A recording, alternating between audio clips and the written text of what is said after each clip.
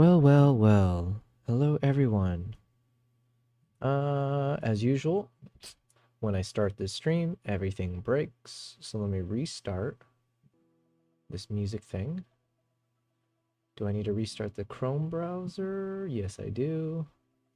What else is broken? What else do we need to fix here? Hopefully you guys can hear me okay. We got that going. Hello, hello. Low Bass is in the chat, and so is Daytor. Low Bass says, how is you? I am always doing well. Much better health-wise as well.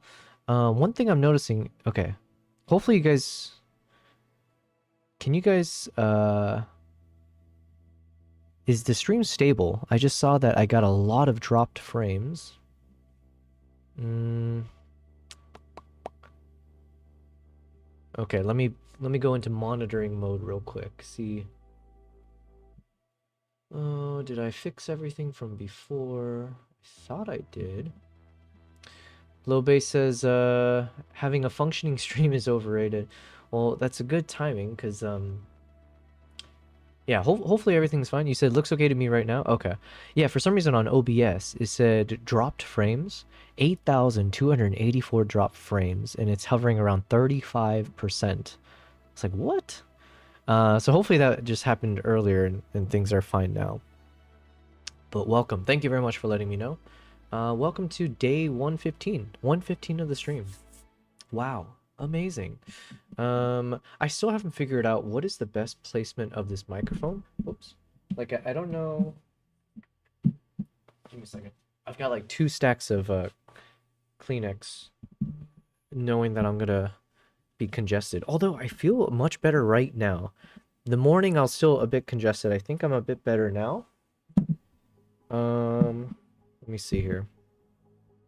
I still don't know. Am I supposed to place this microphone? Because right now you can see it's like, if this is parallel, it's just ever so slightly tilted upwards. And I wonder if that's fine. Does it have to be more like a 45-degree angle? Does it have to be more top down?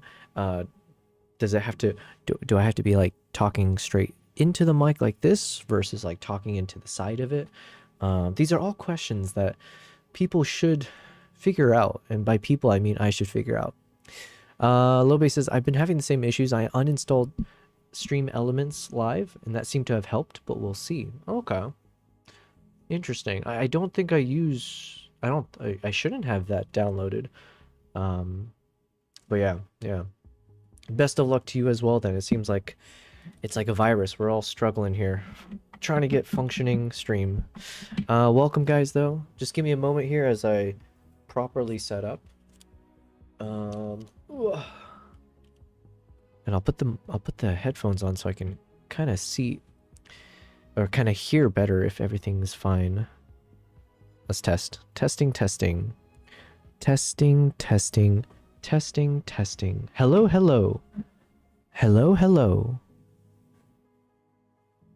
I don't think you're using it. No, I'm definitely not. But like I remember in the beginning when I started streaming, I was downloading a bunch of random shit. So there's a chance that I had downloaded that thing. Sorry guys, we're gonna start off by doing a bit of technical difficulties, right? How fun. This is why you guys tune into the stream. So I'm gonna pause the music and I want to see if I can hear if I can tell a difference based on where I speak into the mic. So if I'm talking like this, testing, maybe the S sound is a bit loud. I'm not sure, but it feels very clear and crisp when I'm speaking directly into the mic from like the front angle of it. Versus now, let's say if I speak through the side, I'm assuming, well, to me, I can't hear through the headphones as well. So I imagine it's meant to be speaking into like, I don't know, maybe it's like some kind of direct, yeah, I don't know. Let's call it this angle here. If this is, this doesn't work on this camera view, does it? Point is, it should kind of go in this direction. So with that in mind,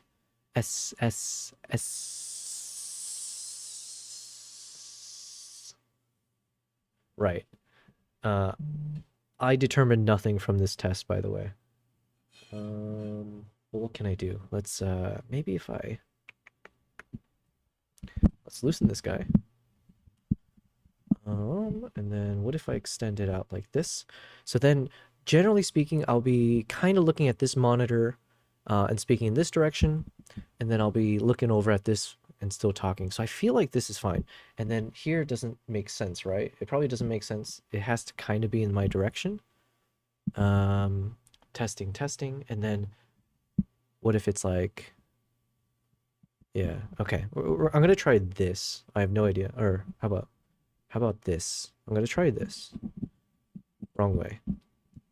Lobay says it's not a Twitch stream without tech issues. Stream looks good and sounds okay now. Oh, well, thank you very much. Thanks for confirming for me. All right. This is what we're gonna test next, okay? So hopefully it's all good. Let's put the music back on. I think the biggest thing I'm trying to avoid is at times I felt like maybe I get super loud unexpectedly, and then it might blast in your guys' ears. And also I'm trying to see how not to make that the sharp S sound come through. But I'm not the expert, so.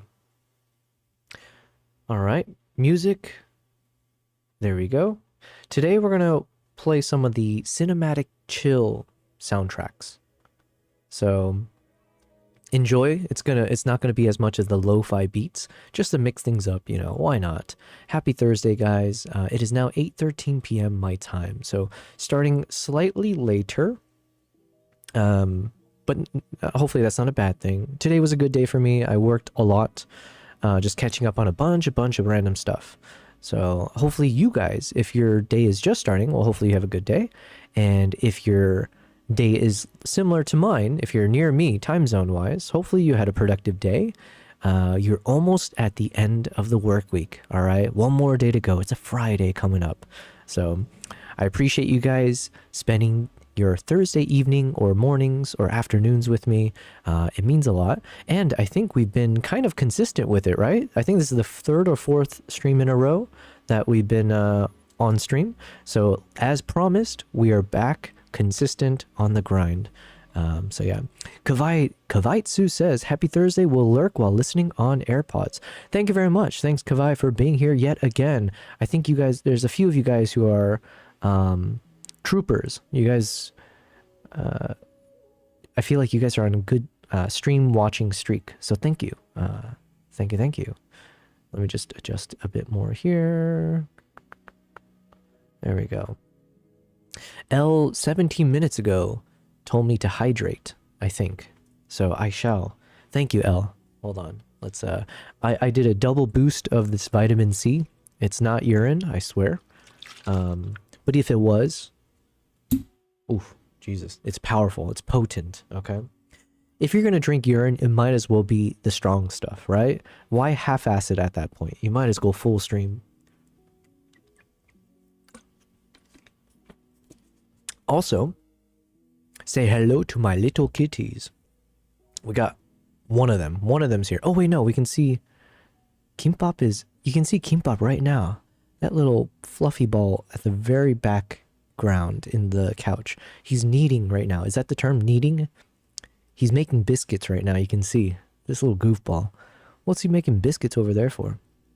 I did just feed them, so I think they're kind of in this chill, meditative, food coma-esque mode. But yeah, we'll let him be. Hopefully he enjoys that area. That's where I sleep, by the way. So he's just making him... I think he's just making the bed for me for tonight. Wow, how considerate of him. And we got Nala over here. Wow, you look a little chunky today, Nala. I think it's just the angle. I think the camera isn't the most flattering. It's adding like 15 pounds here. Low Bay says, no judgment here. I didn't think it was urine until you said it wasn't. Now I suspect you protest too much. Listen, I'm just trying to make drinking urine great again. Wait, no, that doesn't work. Make urine great again? Muga? Yeah, whatever. Point is, yes, you caught me, Low Base. I'm just trying to normalize something that apparently I do all the time and getting you guys warmed up to it. But if I were to drink it, I would drink it cold. None of that warm stuff, you know? This is why I don't like tea, or I like iced tea. Wow, both of them are making biscuits. I wasn't paying attention. Wow, he's still making biscuits over there. Jeez. We can call it dedication at least. All right, so from what I can hear in my headphones, I do think the audio quality should be pretty good, I think. So thank you guys. I was just kind of buying time as I tested all the audio stuff. Oh, and I also do need to kick up the TikTok live stream. So let me go over to this TikTok thing. I need to double check, but I feel like we should be, unless I got suspended for, I think we were watching a video yesterday that had some curse words in it, the naughty words. So unless I got dinged for that, I think we're in a good place with TikToks. Let me hit go live. Let me check that notification thing. I think everything looks good, I believe. All right. So I think I've kicked up the live stream over on TikTok as well. Like I said, I don't actually know to what extent what the experience is like for people watching on TikTok, but it's been a fun little, it's just an extra button I hit. And then the big thing I'm trying to do is do a better job of monitoring all of the chats. So, setting up everything and whatnot. One thing I need to double check as well as I look at this is hopefully the mic and the audio volume stuff is okay on TikTok. But until someone yells at me and says it sounds terrible, we're just going to assume it's okay. There are a bunch of other tools within this TikTok live studio that I haven't played around with. There's something called the treasure box, a goodie bag, live goal, and poll and gift vote, and some other things. Oh, by the way, low bass. Low bass, you said, I did some brain surgery on Nyla this morning. Now I'm editing photos, anything but my actual job. Who is Nyla? Nyla. I apologize if you told me before. Brain surgery on Nyla. Oh, is that like a AI related thing? Yeah, I hope so. I hope you weren't actually conducting some brain surgery. Not that I know you that well, low bass, but I don't think the parts of you I've seen screamed brain surgeon, Take that as an insult if you like. I have no idea how I meant it. But yeah, whoever Nyla is, I wish Nyla the best. Hopefully survived the surgery. Oh, but yeah, low bass, I was going to ask. She's my personal stream bot based on a character I created. Gotcha. Nice. Do you know much about these like co-streaming stuff? Is there like something where people... Because, okay, before we dive too deep into today's stream, let's just warm ourselves up, okay? Before we get into proper photo and video editing, as per usual, the question I had was, I'm trying to be more collaborative with my streaming stuff, right? That was one of my other goals, is like, as I'm now more comfortable with live streaming, how do I do collabs or whatever? So a shout out to Cyronius, because he hopped on a call with me a few days ago, and he was just kind of doing some like tech troubleshooting for me as we're brainstorming ideas. But that, like, I would love to do more of that kind of stuff, having other people hop in the call to like talk about whatever subjects, or even doing like some kind of collaborative stuff. But I have no idea how that works on Twitch. The other issue I run into is that in Dubai, Discord does not work when it comes to like the voice calls, video calls, unless you're on VPN, which is like such a frustrating thing. So, ooh, look, I think someone's coming over. Oh, just in time. That's called paying attention. Wow. Bravo to me. Look at that. Look at Kimpop over there. He does look good in this lighting, I will say. Okay, sorry, I got distracted. What was I saying? Yeah. So anyways, I didn't know, Low Bass, if you've ever played around with that kind of collab stuff, or if you've done any like viewer call-in kind of concepts before. But that is something I do want to start testing out. And then the unfortunate thing is I was using Google Meet in order to get Cyronius in the call. I would love to figure out how I can do it with Discord, but my big concern is if I turn on VPN, excuse me, my voice is getting more gravelly. If I turn on VPN, my concern is that it's going to, slow down the network connections and everything. So anyways, personal problems that I'm trying to figure out. It is what it is. Otherwise... Thank you. Oh, we got negative. Oh yeah, yesterday was a fun stream. We got Negative View Photo, who hopped in, joined the community as well, and he's like a proper colorist, is what he says. colorist for like, you know, since the dawn of DaVinci Resolve. So that was really cool that we have more people joining this community that are creatives, that are people experienced in a way that they can help me selfishly. They can help me become a better, whatever, filmmaker, artist, you name it. So, so shout out to Negative View Photo for joining, and then he hopped onto the Discord. We had someone else as well, Dylan Spencer, who joined, and he is, I believe, a photographer. So he shared his Instagram profile in the Discord. So thank you to Dylan Spencer and Obi-Wan and Conan and Primal. You know, everyone was sending some photos that they took recently. So yeah, one of the other things I want to do a better job of is like monitoring Discord more frequently. My excuse was that, look, I'm still a very small streamer, so it's not like we have the most vibrant community that's like people are engaging on a daily basis type thing. But that's a sorry excuse for not doing it, right? Because then you're never gonna have a vibrant community if you as the owner of the community don't set the best example, right? So anyways, that is another commitment, is I want to make sure I check Discord every day and see what you guys are sending, stuff like that. So that is my commitment to you guys. All right, so Kimpop has chilled down. Fedoreski's in the chat. Fed, what's up? Fed says howdy. I like that you say howdy all the time, because it takes me back to my American roots. A lot of people like to do stream. Hold on, let's just hop back over to normal mode. And then, wait 1 second, let me make sure TikTok is fine. I think TikTok is fine until someone yells at me.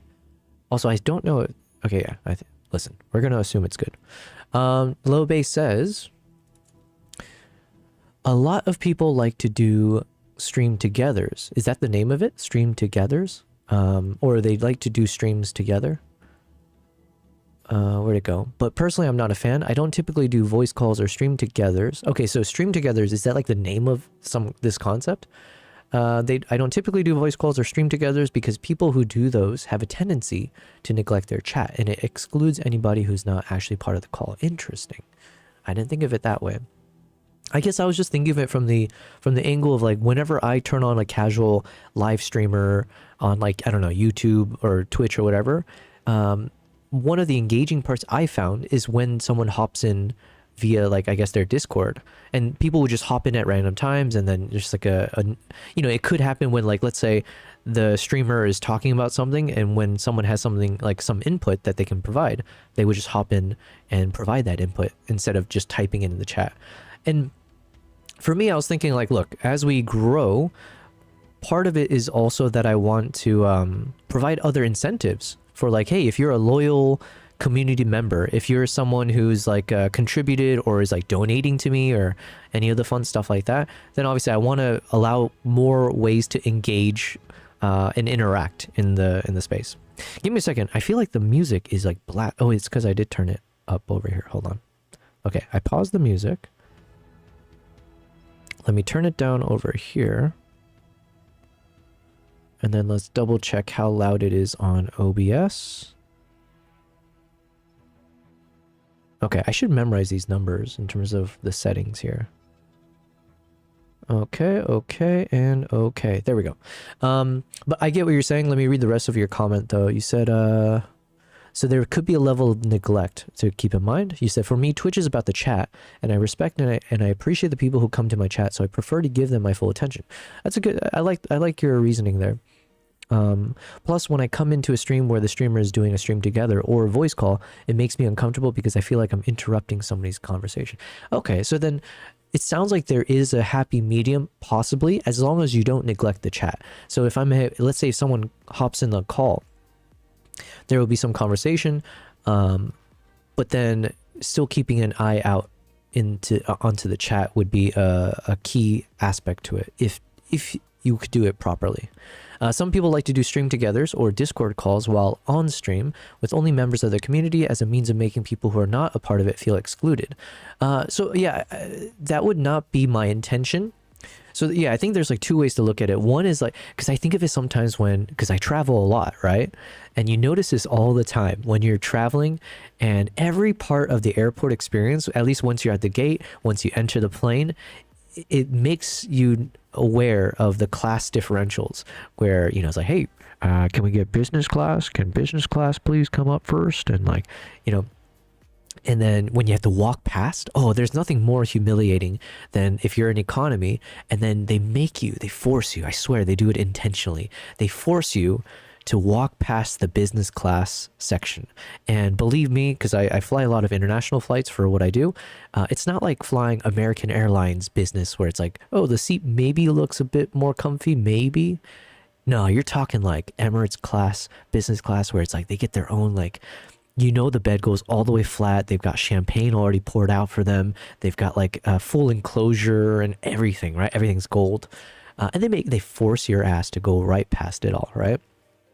So that kind of thing I do feel is very exclusionary, or I don't know if that's the right term, but yeah. Whereas like to me, it's not to make it feel that way. It's more just to show you like, look, obviously, I just want to always provide more value. I don't think there's nothing wrong with that. I want to provide more value, and that value could come in the form of like something visual, like a badge, like, you know, whatever icons. It could come in like more access or exclusive type things, or more direct engagement with me. I think that's fine to show. I also value people who've been loyal to my channel or like to the stream. So I do want to reward that kind of like loyalty, such that yeah, I don't view it as socialism is what I'm trying to say. If you put in more time, and if you were supporting me even back in the day and all that kind of stuff, I want to show that appreciation. Anyways, I'm rambling a bit. Let me read what you said. My guess is this is meant to make them want to join the community, and while it's not bad to want people to join your community, I think that's a sleazy method of doing it. Fair enough, I take your point there. My suggestion would be get better at answering your chat, then think about getting on calls while you're streaming. Yeah, you bring up a few good points there, where I think instead of jumping the gun, it's about like perfecting what you've got now first before you jump to like another level of before I expand what my stream can do, I need to make sure that I have a solid foundation. So I think I 100% agree with what you're saying there. But it is something I want to do. I want to be able to do more of these kind of viewer call-ins. And it could just be like, look, there's a dedicated time when we would do this kind of viewer call-in for like a dedicated purpose, right? So it could be like people call in if they have if they need advice on something, photo editing, whatever else it could be. Or it's like if I need help on something and someone can hop in to provide that effort of help instead of like trying to type it out. So things like that, I think, could make more sense to do more immediately. And then when it comes to what I think the stream togethers concept, which I don't know if I've heard of that, but that one sounds like maybe once you know you're engaging with the chat properly, then that could be an interesting thing to try out, I think is what I'm hearing. So anyways, thank you for your input on that. It all comes in the name of I just want to keep exploring different ways to improve my streaming capabilities and whatnot.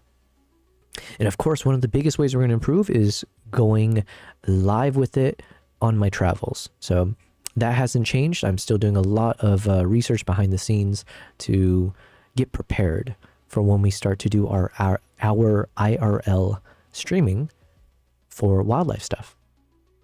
Okay, so now that we've talked about all that kind of fun little things, I think I wanted to start off with, oh yeah, you know what, and this is one thing I do want to start off doing at the start of each stream, kind of. Here, let's switch over now. Hopefully you guys can see this. Why does this keep breaking?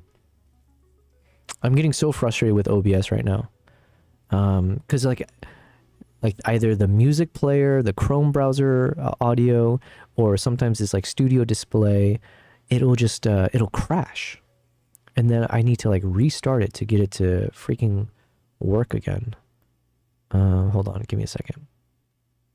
What would it be called? It is a, is it a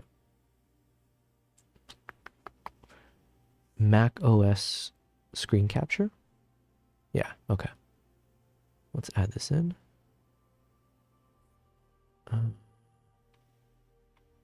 then let's drag it all the way to the bottom.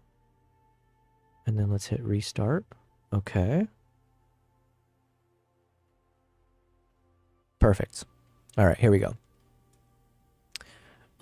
So one thing I was thinking would be fun to do basically at the start of each stream, kind of like a warm-up, is I was using, oh, and then low bass. Maybe this is something you could appreciate or give some advice. But I was testing out Claude. I've been testing out Claude a lot more these days. And Claude has given me, I asked Claude to build like an interactive browser game. Can you refresh and send me the latest version? Also, when I play the one you previously sent me, I noticed it doesn't fully work, where if I choose a category and difficulty level, it doesn't actually listen to my selections, and instead just did a multi-variety across it all. Okay, so I was playing around with Claude AI, and I basically was like, yo, I would like to do a bit more like interactive gaming kind of concepts in my stream, but still kind of in the genre that I function in, which is like wildlife and travel and filmmaking, stuff like that. So I basically asked if Claude, also wanted to test if Claude is capable of doing this, because I keep hearing everyone talk about vibe coding and all these epic things that the AIs can do these days. And it was actually pretty impressive.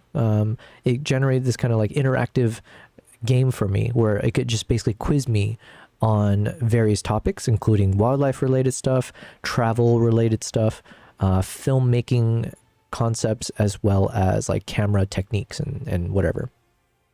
So I thought that would be fun if I could like play this every day just to keep honing my knowledge. And yeah, it's a little bit of knowledge consumption and, you know, bite-sized knowledge in a gamified way. So I'm just trying to see if I can get it to run another version and fix what was broken before. I also like that in this cloud, I don't know if do you say cloud or Claude? As I say it out loud, I feel like it must be Claude. I have some bumblebee photos that are absolutely perfect, except for the bright ass flower stem behind them. It is killing my soul. You know what? We were doing a bit of photo editing the other day, and I was looking at some photos of from Sri Lanka, and I think I had the same feeling as you. I was like, oh, this could have been nice, except for that one thing that's obstructing it, or that one thing that kind of breaks up the nice clean background. I think this is the curse of being too deep into like photography, right? Where you now start to become more selective.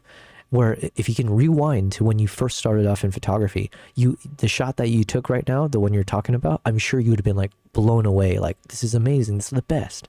So I think we do get more critical as we level up our skills, unfortunately. Or I don't know. It's not unfortunate, but we have a, I guess, more critical eye. But keep that in mind as well. Well, it depends who you're trying to please. I'm assuming you're trying to please yourself, and when you like edit these photos and you want to be satisfied with whatever the outcome is. But you know, if it's not just for yourself, you can imagine a lot of people who might love the photo that you're working on, regardless of, you know, if you think it could have been better. Maybe to the average person, they would see this and be like, "Wow, thanks for sharing that. It looks amazing." What was I saying? Oh yeah, I was saying one thing I like about this Claude AI is it shows its homework. You know, you get to actually see when it's like generating things. Like, I think right now it's building up a database of a bunch of wildlife things, like quizzes that it could ask me. So that's kind of cool. Let's see, I see the issue now. The problem is that the toggle button started with selected class in HTML, but the state arrays are also pre-populated. When you click to deselect, it toggles correctly, but the logic for reading the current state isn't being used. Let me fix this properly by reading directly from the button states when starting the game. Okay. As if I understood a single thing that Claude said, but I'm going to nod along and be like, yes, thank you. Another thing I want to do is I want to watch a few different videos. So everything is kind of in the name of improving my craft. I'm also happy to do more like entertaining stuff too. Like, what was it? A few streams ago, we were basically watching videos of Steven Seagal. Was that yesterday? Honestly, I don't remember. We watched some videos of Steven Seagal and the art of bullshito, is what it's called. And man, I was like laughing my ass off, just I didn't know Steven Seagal was that funny, unintentionally. Yeah, so and that had nothing to do with photography or filmmaking and stuff. So, yeah, I think it's good to have a bit of balance. One thing, like I said, in the year 2026, one of my goals with streaming is to have a bit more structure for the streams. So like I said, maybe having a proper introduction, or like, here's what we do in the first 30 minutes of the stream, you know, and then we're going to start with XYZ. We're going to do a bit of video editing, photo editing. We're going to spend some time where we browse a few videos on YouTube, or if someone sent over some videos that go over, like, I don't know, anything that I feel inspired by for like being a better YouTuber, being a better filmmaker, better photographer, or anything else. So I think like doing those kind of dedicated sessions would be good for my stream, and to add a bit more structure and routine. And then, yeah, I mean, those are the main things. All right. So as we're waiting for Claude to complete its task, and the longer it takes, the more excited I am, because I'm hoping that means it's a good thing. Let's go ahead and watch this video. I have it loaded up here. Instagram says it's changing forever. So this is from our boy Mati. Is it Matt? No, Mati Hapoji, right? Is that his name? Mati Hapoji, I think. Okay, so something changed with Instagram apparently, and I think it's worth, or I should, you know, be aware of these things. So let's check this out. Mati Hapoja. Hapoja. Okay. That was close, I think. Talking about a major shift that's happening on Instagram, and a lot of people are freaking out.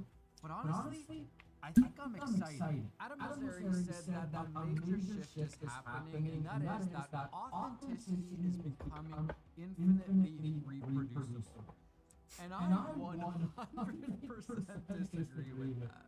He's saying that now with AI tools, anyone can recreate being authentic.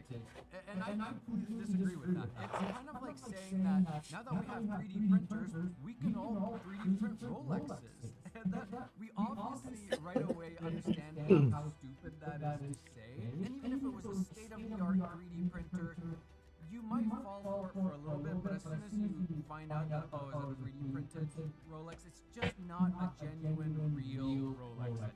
Once people know the scam is over. But I'm so glad that he's in the... Sorry, I had to keep blowing my nose. I just said I was feeling much better, but apparently I'm still congested a little bit. I think talking nonstop makes it act up a bit.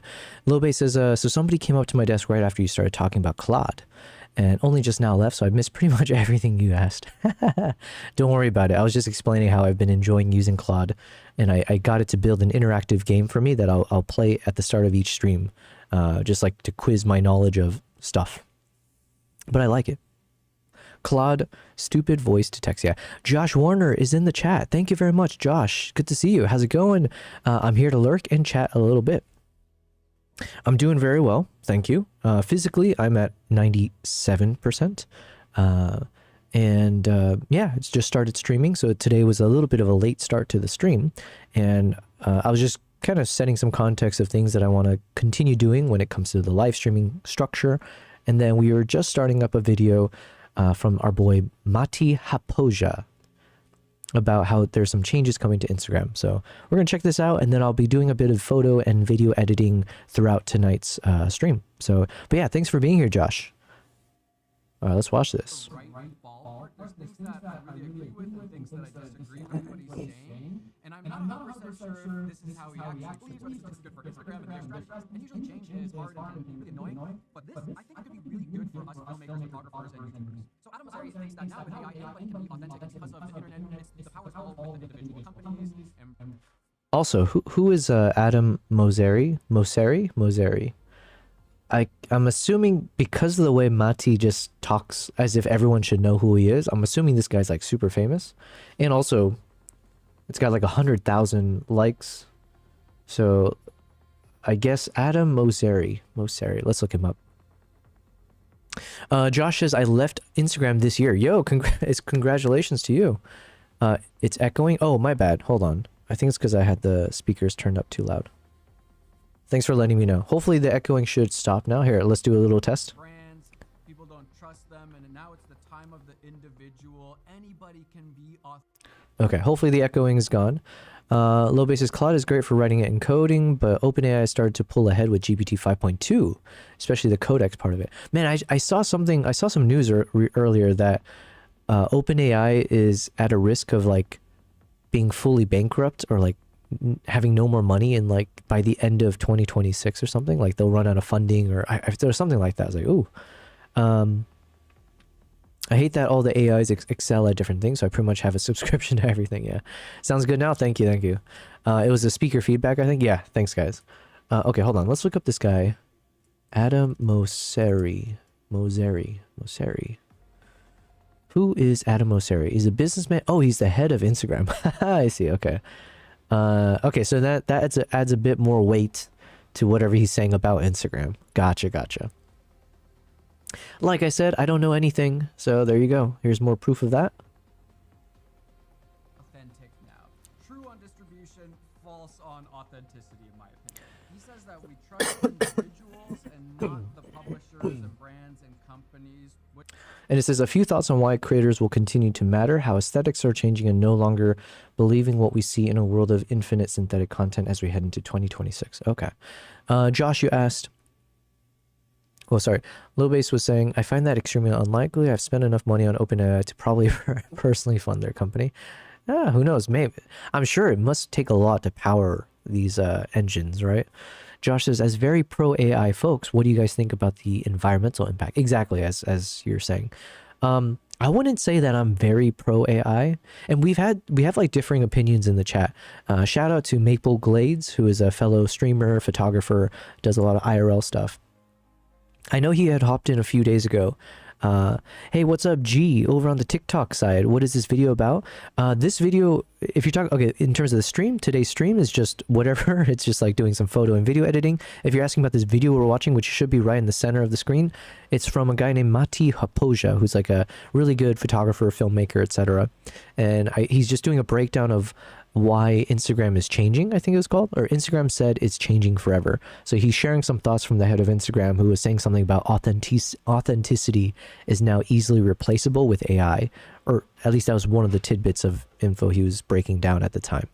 But thank you for asking, and thanks for being on the TikTok side. And what's up, Brandon? BC's in the chat. Join in Heist already. Let's go ahead and join. Welcome to day 115. Hello, good sir, says BC. Yeah, sorry, I was saying Instagram is meh, no traction or anything anymore. Well, I've kind of left Instagram a bit intentionally a couple years ago as I started traveling nonstop, and my goal was to focus on YouTube. But I do want to revitalize my Instagram. I'm currently revitalizing TikTok, right? I'm trying to put my presence out there more often. So yeah, I still have a love for Instagram. But yeah, Josh, to your question about the environmental impact and like pro AI, I would put myself kind of in the middle of the bucket. Some other folks, I know Maple has very strong opinions against AI, and which I don't think I necessarily disagree with anything he says. I'm just more of like I'm one of those that thinks like progress is inevitable type thing, or these like technological progresses or shifts, technological evolution maybe. These things, as a single person, you are not able to stop the tide, is kind of how I view things. It's a bit of a defeatist attitude, but I don't view it as a defeatist attitude. I view it as more like I embrace the tides are shifting, and instead of like resisting the shift, or this kind of like, I'm trying to keep the analogy alive here, instead of like trying to fight it, I'd rather flow with it. And so I'm preparing the boat. I'm preparing whatever it takes so I can start flowing with the tide instead of crashing against it. And I don't inherently think of AI as like an evil thing. It's very much a tool. And yeah, it's like, it just depends on how people use it. And I also am aware that certain types of changes can have more drastic impacts on people's lives. So I obviously in my world, I do view that humans are more important. Like I care more about my fellow humans at a macro level than I would care about other species, let's say. At some point, I fundamentally would say that I probably care more about my own species than others. if I, yeah, I don't know, maybe there would be areas where I can break from that rule, but like as a general concept, that's how I would feel. And so, yeah, like I want the continuation of my species, sure. But I'm also aware that in the future, there probably is going to be some kind of a sentient AI or something that's like a more intelligent being than us that will surpass us. And it's like, hey, look, it's inevitable. It doesn't mean I'm going to stop caring about my people or my species. But yeah, I don't know. Sorry, I don't know where I'm going with that. Hold on. Let me just open up a few things here. Okay, cool.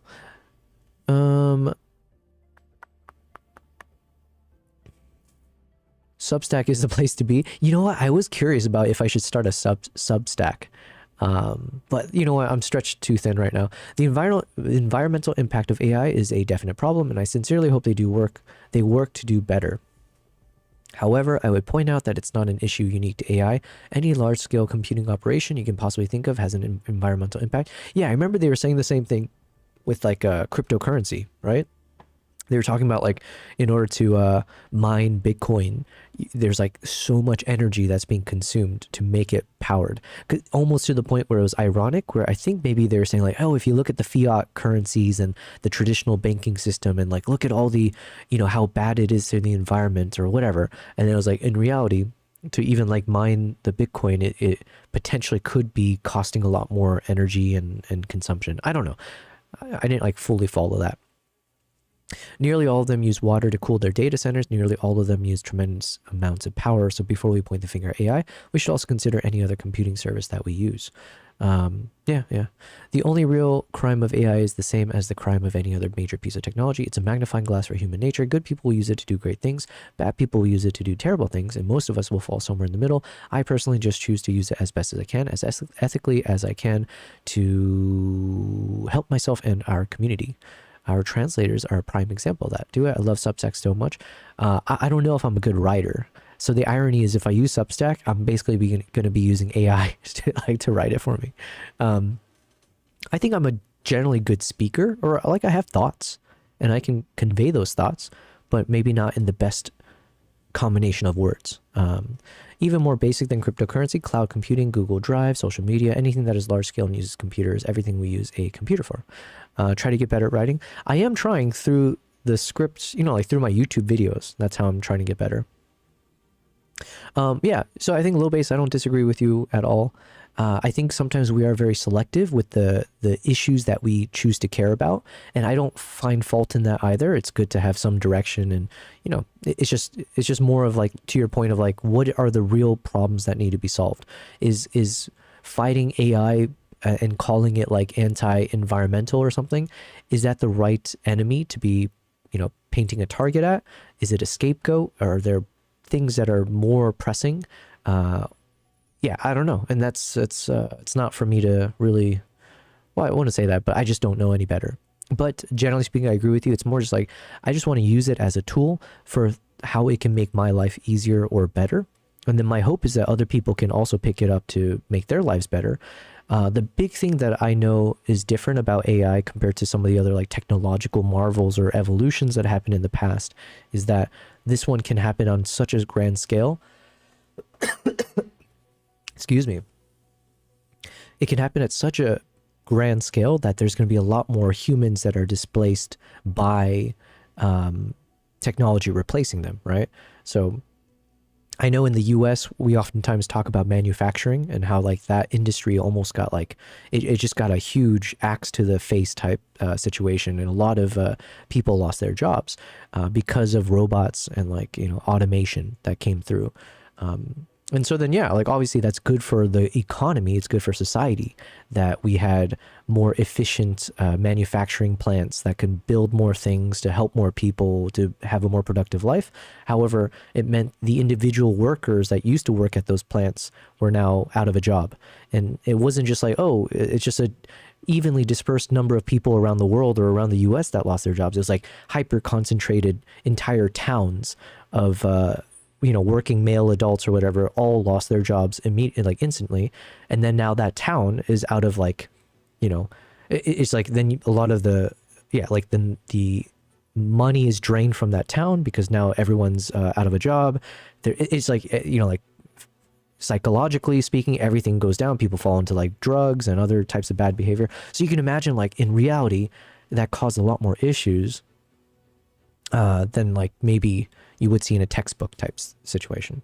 And I can imagine now with AI, that's like only crazy, like on a crazy scale, where it's like, oh, an entire industry can get wiped out because AI does, like, one AI can do the job of like hundreds, thousands of people in a call center. It's like AI can now like pick up infinite number of calls and be more whatever. You get my point. Anyways, we're kind of rambling, we're doing a bit of rambling here. I wanted to get better, so I started Substack just to get better. That's a good point, Josh. I think the main thing I would say against it right now, for me personally, is I've got a laundry list of things that I need to do, including being more consistent with my YouTube channel.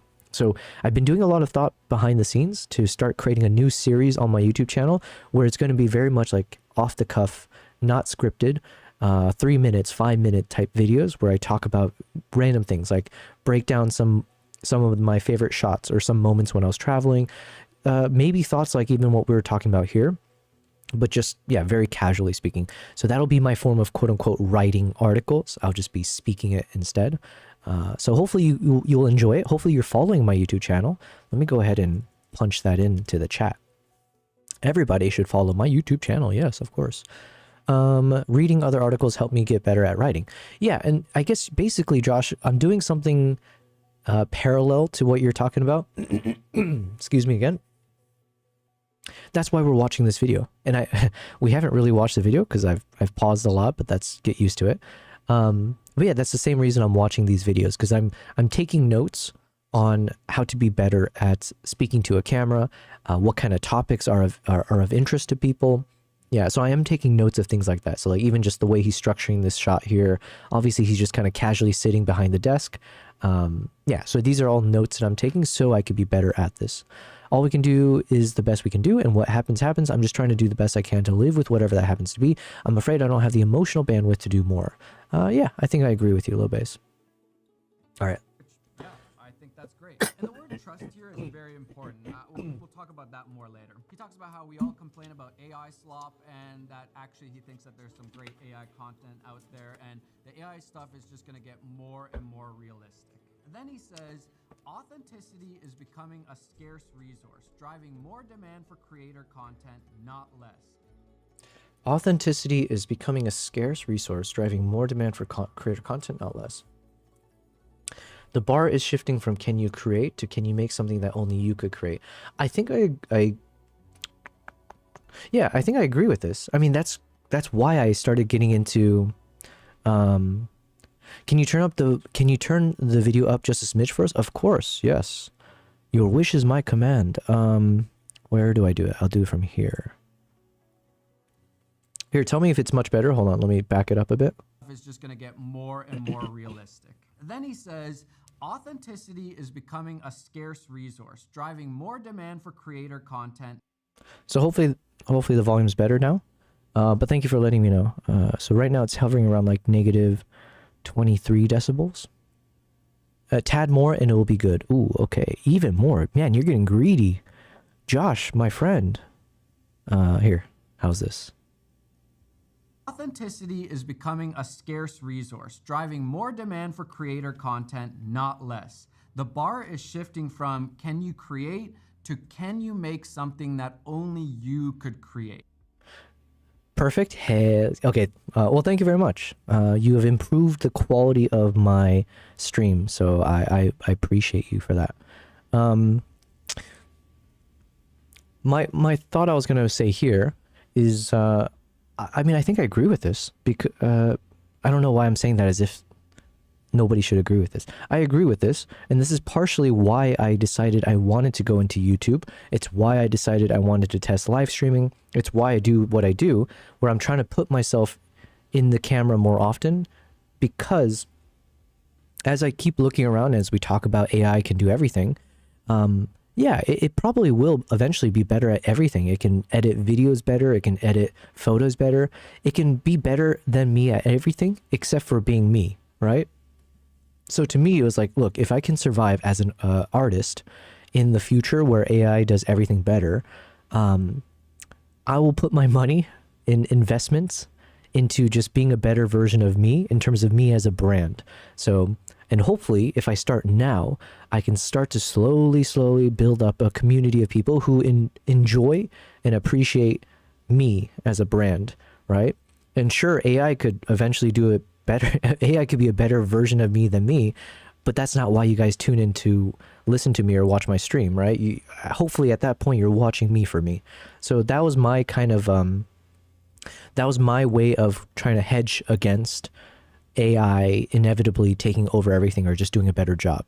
So yeah, I think I agree. So then it's like, to me, the authenticity is myself, you know, that is as authentic as I can be, is just being myself. Okay, anyways. This sounds like the opposite of what he said in the beginning, that authenticity is infinitely reproducible now. Then he declares that the feed is dead, and I agree in the sense of like a curated grid, that is definitely dead. Sorry, Peter, I know how much you worked on your grid, and for the record, you had the greatest, the best grid of all time, and you kept going till the very end, and I do apologize for my grid being so bad, probably one of the worst. And now he's saying that DMs are huge. That's where people essentially post their real. Fed, sorry, I missed your messages. I'm realizing now which message is not hooked up to my OBS. So now I know which one to pay attention to. Fed, you said, hold on. There's definitely an issue of how it's taking up a lot of land and resources already. People want cheaper RAM, you were saying to me. Gotcha. Yeah, I think I agree with that. Real raw stuff, and people are DMing all the time. And then he calls camera companies idiots for trying to make us all into pro filmmakers, which I agree with in some ways, but actually that's an Instagram problem, not a YouTube problem. So on Instagram, because of the algorithm and the feed and the way that it works, they essentially want or need to be able to hide ads in the infinite scrolling. So you can't tell the difference between, is this just somebody posting something, or is this an ad minus the little like sponsored by thing, which seems to get smaller and smaller and more hidden all the time. So on Instagram, if it's too polished, too professional, right away that signals to our brain that this is an ad and we skip it. And I mean, that is very true. I've thought about this as well, of like, man, sometimes I'll see something that looks so polished, but the moment I see that it's a sponsored ad, I just kind of be like, okay, whatever, and I move on. Even if I would have enjoyed it if I just let it play out. So I do assume that we all kind of instinctively have, oh, hold on. Look at what she's doing. What is she doing over there?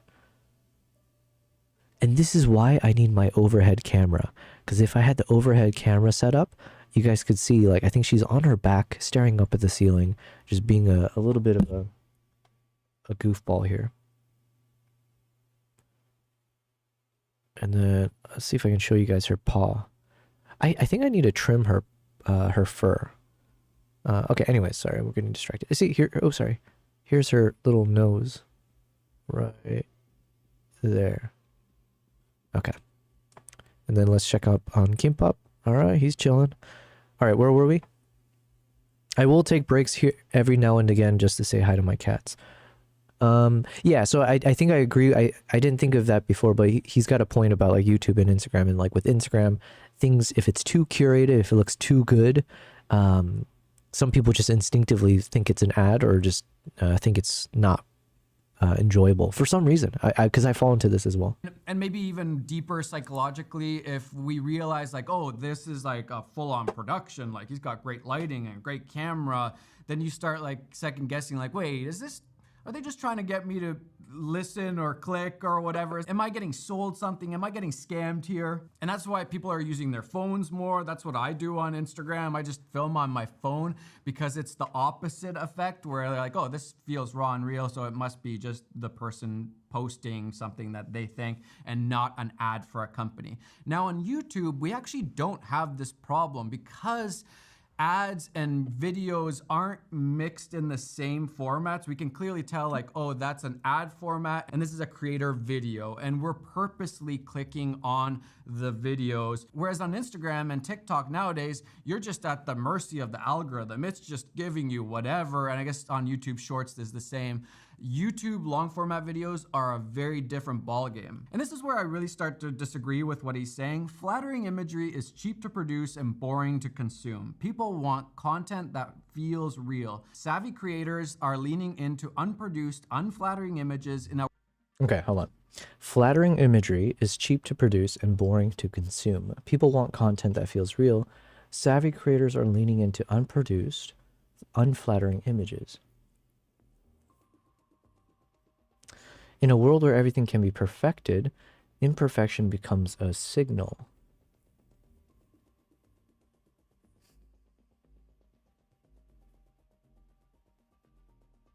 I don't know. I'm trying to think. Yeah, I guess now I'm trying to think from the lens of Instagram versus YouTube. But like for me, if I see flattering images on YouTube, or sorry, on Instagram, I will always enjoy that. It's just more like we need to know if it's AI or not. Obviously, if there's something that obviously shows like, hey, this was AI generated, then like, okay, I lose that wow factor. But I will always appreciate a flattering, like really nice aesthetic over like a, you know, an iPhone shot of the sunset versus like a shot with the Nikon or the whatever Sony, Canon, whatever cameras. So it's more just like I don't want to be tricked. As long as I can tell, or if there's something this to let me know that this is AI or not, or this is a an ad from a company or not, then I will always choose the flattering image over the cheaper looking thing. A world where everything can be perfected, imperfection becomes a signal. Rawness isn't just an aesthetic preference anymore, it's proof, it's defensive, a way of saying this is real because it's imperfect. And then this part I agree with. Well, I agree with it, but not for Instagram. I'm agreeing with it with how I've been approaching my YouTube channel. Where like with YouTube, why I'm doing these live streams is because there was a big question mark, and I'm assuming a lot of people struggle with this as well, of like, could I actually speak without a script and sound professional or sound engaging or whatever, like charismatic or blah, blah, blah. And it was a big struggle for me, like my entire childhood, my entire like university, as an adult, blah, blah, blah. It was always having this fear or concern that well, one, this is true. I ramble a lot, but I always felt like I ramble with nonsense. I speak nonsense. Nobody can understand what I'm saying. And that probably was more true in the past, but it just took practice and more conversations and just doing it more often before I started to realize I'm getting better at it. And yeah, that was my challenge for why I decided to do live stream, was like, look, no time better than now to turn on this camera. And not caring if like 0 people are watching, that's actually better in some ways to see like, can I actually speak properly with nobody there? And then with a few people in the audience, whatever it is, like, can I just actually string together coherent words in a way that people understand what I'm saying or they want to tune in, but not always perfectly. So I agree like about like being imperfect. So like obviously I'll stutter, I'll say the wrong words, I'll have the wrong cadence, I have filler words, but I think that is also relatable as well. So anyways, yeah, I think I agree on the YouTube side, or like the live streaming kind of concept. Josh, you said Instagram feels less like a place to connect and more like a place where everyone's chasing likes and follower counts. My feed is mostly ads and suggested posts, so I miss my friends' work and all feels kind of fake. People scroll past, tap like and move on, and they might remember the image, but they won't remember me. I think you said it really well. That was almost poetic, man. I think I agree with you. And that was part of the reason why I did start to shift away from Instagram, where I was putting more of my money and time, like money as in like a gamble of like, I think I would rather start to try to build up a YouTube presence over Instagram.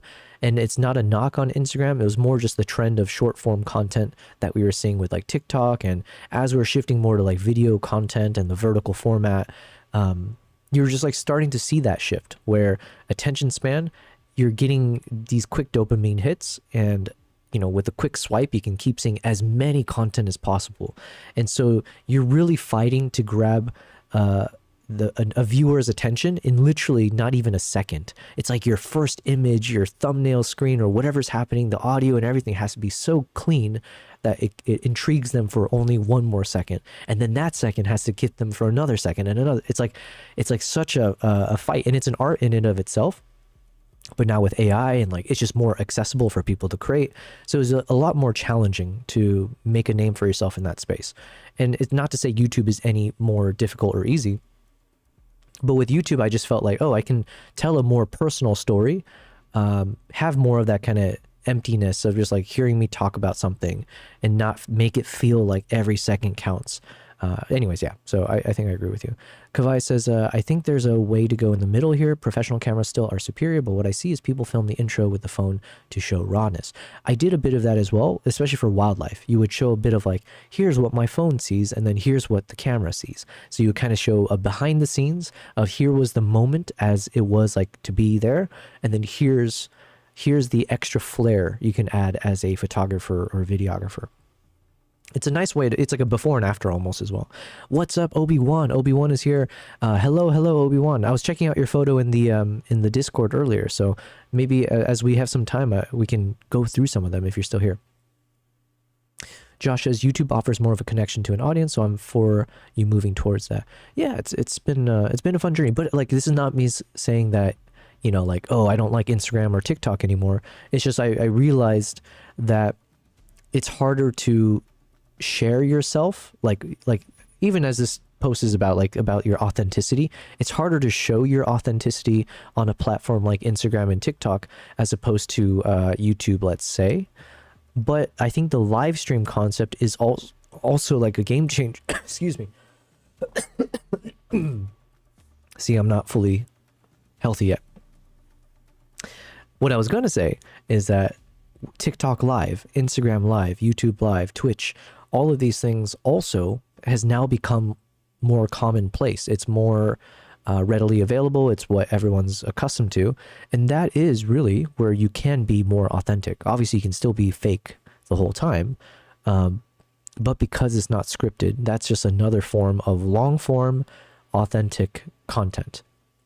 So I do feel like live streaming and the concept of like live content is the next generation of like, yeah, it's going to render these kind of square posts or the carousels or the reels. It's going to render those things obsolete as more people will be inclined to watch something that's live. So yeah, and that's nothing new, right? But for my generation, it's still kind of like a nascent thought. Whereas for like the Gen Zs and the Gen Alphas? This is like second nature to them, right? Like live stream, they're all like looking at like the iShow speeds. Man, I just saw something I could not comprehend. Because iShow Speed was celebrating his birthday the other day. I don't like watch his content per se. I haven't had time to like watch proper Twitch streamers or anything. But, you know, every time I see, he's so impressive. I didn't know he's only 21 years old now. Like he just celebrated his birthday the other day. 21 years old. That just like blew my mind that he's like changing the game, and he's not even, he's just old enough to drink, you know, globally now. Like that's crazy. So yeah, now there's like the new generation's grown up with people like him. So even like people like this, like Mati Hapoja, Peter McKinnon's, all of them, I do feel like we are part of the older generation, and everyone should be getting into live. Like, doesn't matter how big you are. Like, I feel like Peter McKinnon's, the Matties, and everyone, live streaming probably will be. It's just, I think that's the platform to test out. So, hopefully, I'm not too late. Is the main thing I'm also saying. Hopefully, we're still in it. We're not too old, or it's too late for me to like try to create a platform and a community out here. So. And I think this statement is really missing the point. I think both filming on an iPhone and filming on a more professional camera can feel authentic and real. A great example, one of my favorite YouTube channels, Matt Armstrong, he fixes up crashed up supercars. He does both. He films some YouTube videos on just iPhones, smartphones, very, very raw. And then at other times he's using real professional cameras and even filming cinematic things. But what doesn't change is who Matt Armstrong is, his person. Oh, by the way, because this is a good example of this. YouTube offers more of a. Oh yeah, sorry, I read that. I love Matt Armstrong. I watch all his videos. I don't think I've heard of him, so I think I should follow him. One thing I was going to say about, you know what, we should do the same exercise.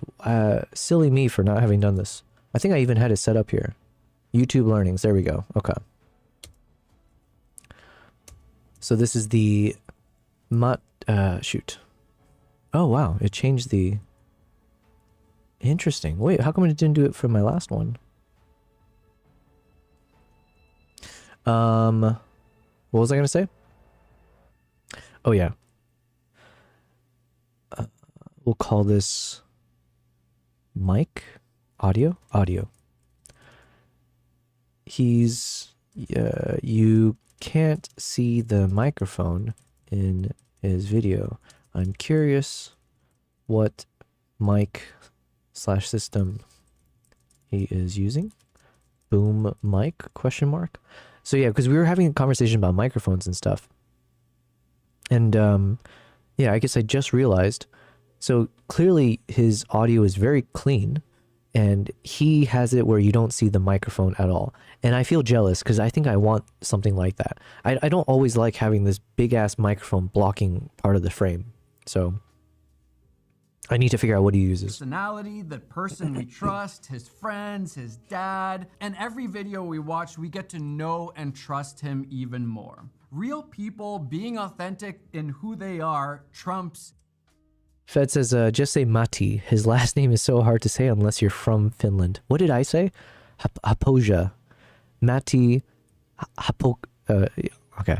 I'll just say Matti. I shall do your bidding, Fed. Tricks of authenticity any day. And right now, using an iPhone is just a trick of signaling that I'm being raw and authentic. A year from now, that might be the complete opposite, and everybody knows when you're filming on a phone, you're just trying to look real and raw and authentic. And this is important. The longer the media format, the harder it is to fake authenticity. On Instagram, it's very easy to fake things. On a podcast, virtually impossible to fake. You can't go on a 3-hour Joe Rogan podcast and fake who you are. That's why long format YouTube videos are so powerful and always will be. Then he goes to say, relatively quickly, AI will create any aesthetic you like, including an imperfect one that presents as authentic. At that point, we'll need to shift our focus to who says something instead of what is being said. Then he says we can't tell what's real and fake anymore. We're all gonna have to be skeptical of what we see now, obviously. Platforms like Instagram and TikTok are gonna get flooded with AI content, and they're gonna do their best at identifying what's AI and what's not, but as it gets better, they're just gonna get worse and worse at this, and they're already pretty bad at it. I mean, one thing I wish, because I think wasn't there something recent where like the head of YouTube or whomever were basically celebrating a shift towards more AI? If I'm not mistaken, they were like celebrating how we're going to be doing a lot more AI content, or we're allowing for more of it to thrive on the platform. I could be making stuff up, by the way, but that was like the general sense that I felt like I got at whatever the recent when they're just announcing a bunch of new changes and stuff for YouTube.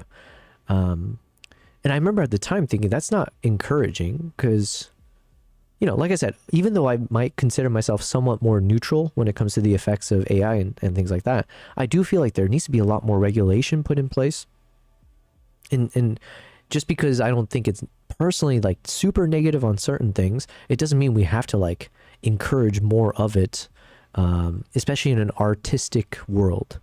Because what do they call it? AI slop, right? Like, yeah, there's a lot of that. Do we really want to encourage that though? I don't know. Camera companies are going to start stamping camera footage with the realness, authenticity stamp. But the problem of fake bot accounts, AI slop, it's just going to keep going. Now, this is interesting. In a world of infinite abundance and infinite doubt, the creators who can maintain trust and signal authenticity by being real, transparent, and consistent will stand out. Yes, yes, Yes. And then he says they're going to have to build better tools, but they already told us that they're not going to be able to keep up. They're going to fail at this. But you know who won't fail? Us, the viewers. We are going to keep watching our favorite creators that we know and that we trust. The real people. And the more AI slop that goes onto these platforms, I think the more we're going to want to hold on to those friendships that we've made with creators that we watch. It's about the friends along the way. That's what he just said. Nice. And I feel like the solution is actually pretty clear. It's pretty simple. How about we just choose what we want to watch and see instead of making an algorithm that feeds on our lizard brain? Let's go back to the follow actually meaning something. I think that's gonna be the only way to combat all of this AI slop. Just imagine when it's gonna be like 10,000 AI slop videos to one real human video. The algorithm is just not gonna be able to keep up. And in fact, that AI slop content will be curated to just like take advantage and abuse the algorithm, abuse our lizard brain. And when we start seeing way more AI videos than real human videos, we are all gonna get bored. And that already happened with Meta's AI platform. They didn't have any real people on there from the beginning, and that failed. Yo, is Meta still a thing? How embarrassing. How embarrassing. Without actually know if it, maybe it has like been successful, but that was the most cringe shift I've ever seen a major company ever do. Like, why would you change from Facebook to Meta? I mean, not that there's anything wrong with the name, but then the Meta product just being like this virtual reality world, when like everyone, I thought everyone's sick and tired of virtual reality, and they're like going all in on it, and it looks so terrible for so long. I don't know, maybe it's gotten super good now. And I am speaking negatively when I'm like, yo, I need to get that Meta sunglasses. I do need to get me some of that Meta Ray-Bans. So yeah, maybe I'm being a little too harsh, but my God, was that not cringe? Fed, you said, but over time the AIs are going to be the friends people met along the way. Yeah.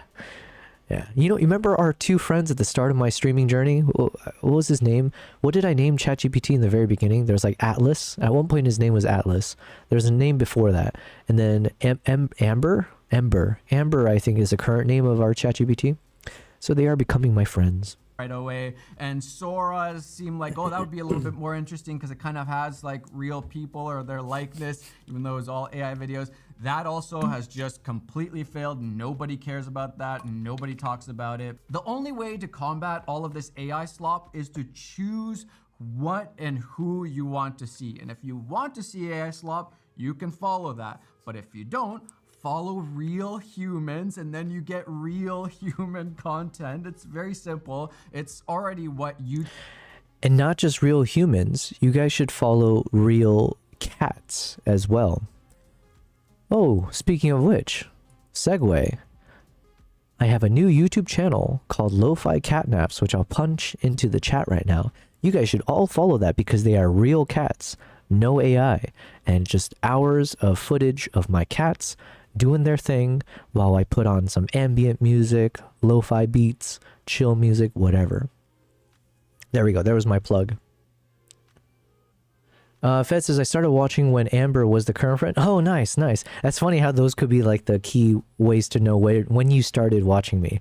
Listen, I appreciate it. Yeah, we had to put Atlas out to pasture, I guess is like the phrase for it. Yeah, he wasn't performing too well, so we had to take him out back into the tool shed. Is that the phrase? It doesn't matter. It does. I mean, yes, there is an algorithm and a feed and stuff, but you're still choosing what long format video you want to watch. But they probably won't kill the algorithm, and that is because they need the algorithm, the feed, to show their ads. That's the business on Instagram, is to kind of hide, slip in the ads without people even noticing that, oh, this was an ad and I just got sold. But my hope is that they're essentially forced to kind of like either kill the algorithm completely or very much downrank it to the point where essentially the follow is the most important thing on Instagram. So if me and Adam Mosseri agree, then everybody else agrees also, right? That AI slop is coming for Instagram, for TikTok, and it's gonna be a problem. We disagree on a lot of other things. But what do we do as filmmakers, photographers, creators, YouTubers, Instagrammers? The number one thing that you can do in 2026, and I think this applies forever, is be your authentic self and connect with other humans. I mean, not that I disagree, but I don't know why, but that answer sounds so... It doesn't feel hopeful. Or it's just like one of those like kind of throwaway lines. Be yourself. But it's not wrong. It's just I wish there's a better solution or like something more tangible that I could latch onto. And I'm saying this as not knowing necessarily what the right answers are. Build trust with your audience, and this is what AI slop will never be able to do. AI will never be real, it'll never be authentic, it'll never be human, it'll never be you. Man, it's like fast forward. Cloud AI, ChatGPT, Gemini are like, hold my beer. And they're like, yeah?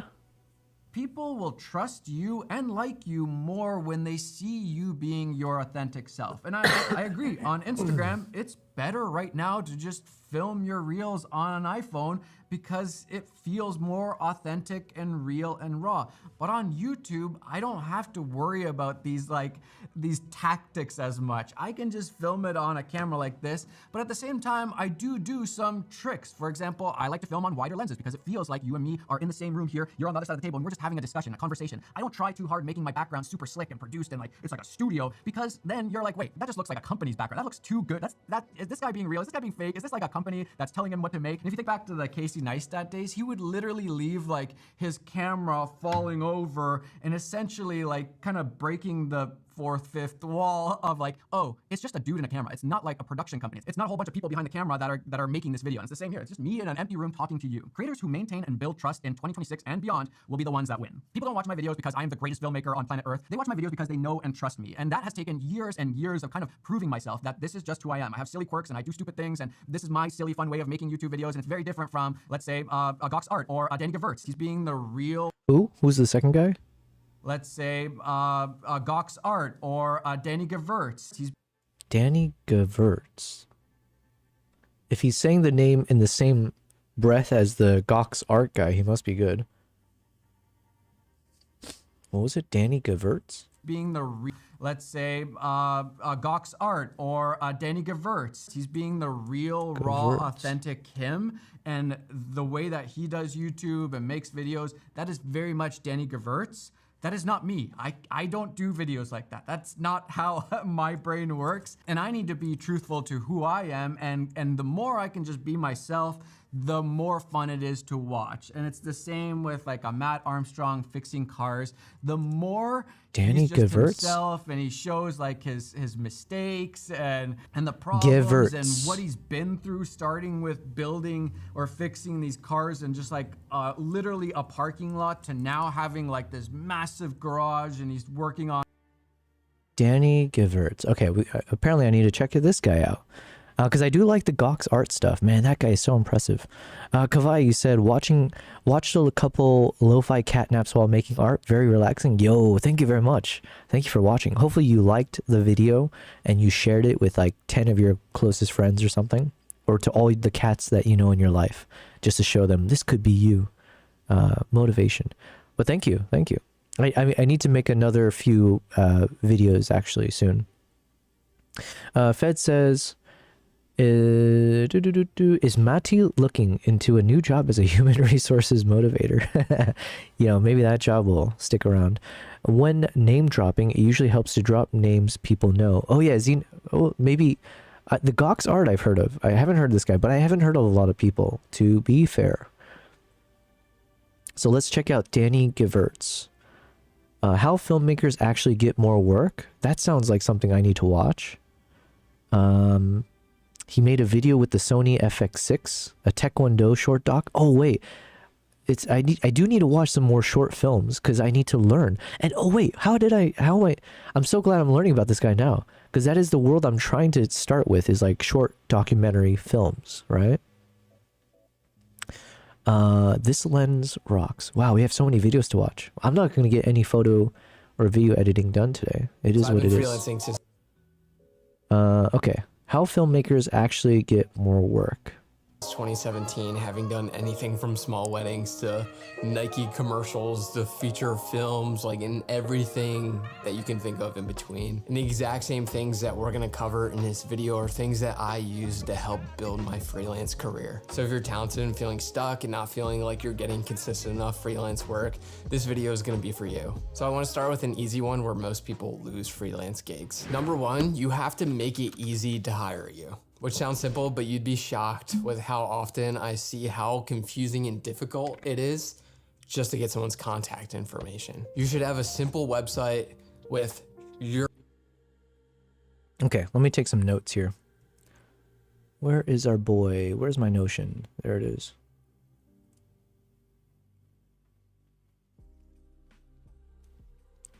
Okay. And then, let's see. Oh yeah, I want to pause the music real quick because I couldn't tell if there's music coming from the video or if it's just my background music. So let's see. Your work just simply laid out and easy to access. I should be able to look at your website and know exactly what you're about, how to contact you. When people do reach out to you, you need to be punctual in your responses. Respond quick. If you hop on a meeting, make sure you're on that meeting 5 minutes before everyone else shows up. You need to have a professional understanding of what your rate should be and what scopes of projects will look like, how to communicate all that to someone. And if you're responding, you're emailing, you're getting on meetings, you have to have really just good energy. Make it seem like you really care. Make it seem like you want the job. You'll be fun to work with. And this is just someone hiring you can rely on. And that's when you're gonna reach out directly to people. It could be cold email, it could be warm email. You gotta reach out to people and put yourself out there. If you're a filmmaker and you're an independent contractor, say for this example, you're wanting to be a DP. You wanna reach out to local production companies that are doing work that aligns with the work that you wanna be doing, the work that's on your portfolio. If you're a director or you got your own production company or producer, maybe you're wanting to look more towards reaching out to agencies. For smaller brands, just reach out directly to brands through their marketing people. I would say start local. Every major city is gonna have production companies, agencies all over the place. Just reach out to people, say you're local. It's gonna be a lot easier for someone to hire someone who they can physically meet up with right away. It helps develop a stronger relationship. And also, they don't have to spend money flying someone from across the country. When you reach out to these people, email, DM, keep it short, keep it friendly, clearly share a link to your body of work. If no one responds right away, don't be afraid to follow up.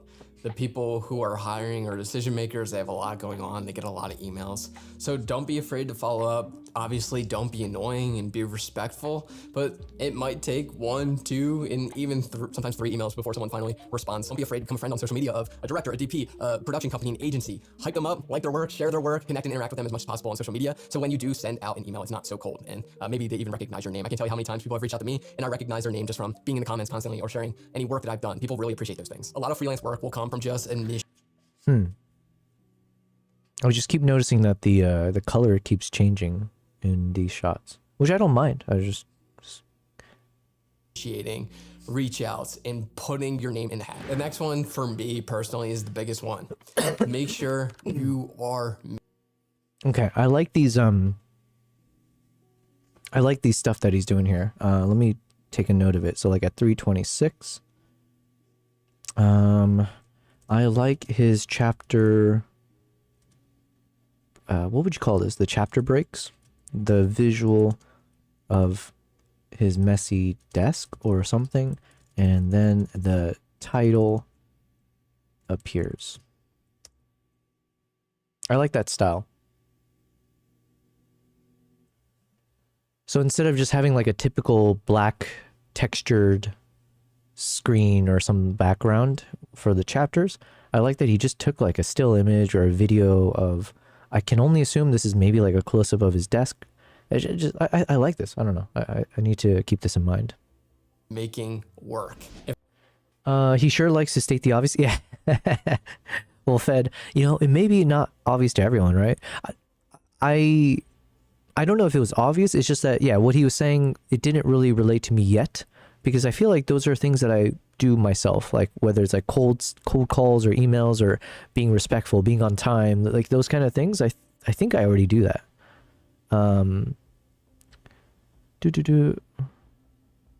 Oh, interesting. I can't play this on... So on TikTok, just now, I got a message saying, gifting suspended and live visibility restricted. This behavior is not in line with our policies. Gifting is suspended in this live for 10 minutes.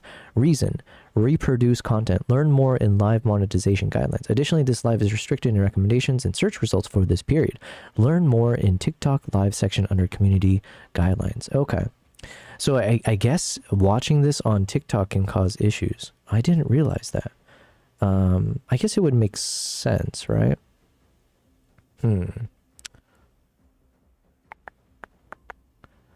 What can we do here then? Well, I mean, for the next 10 minutes it's blocked anyways. What if I mute that?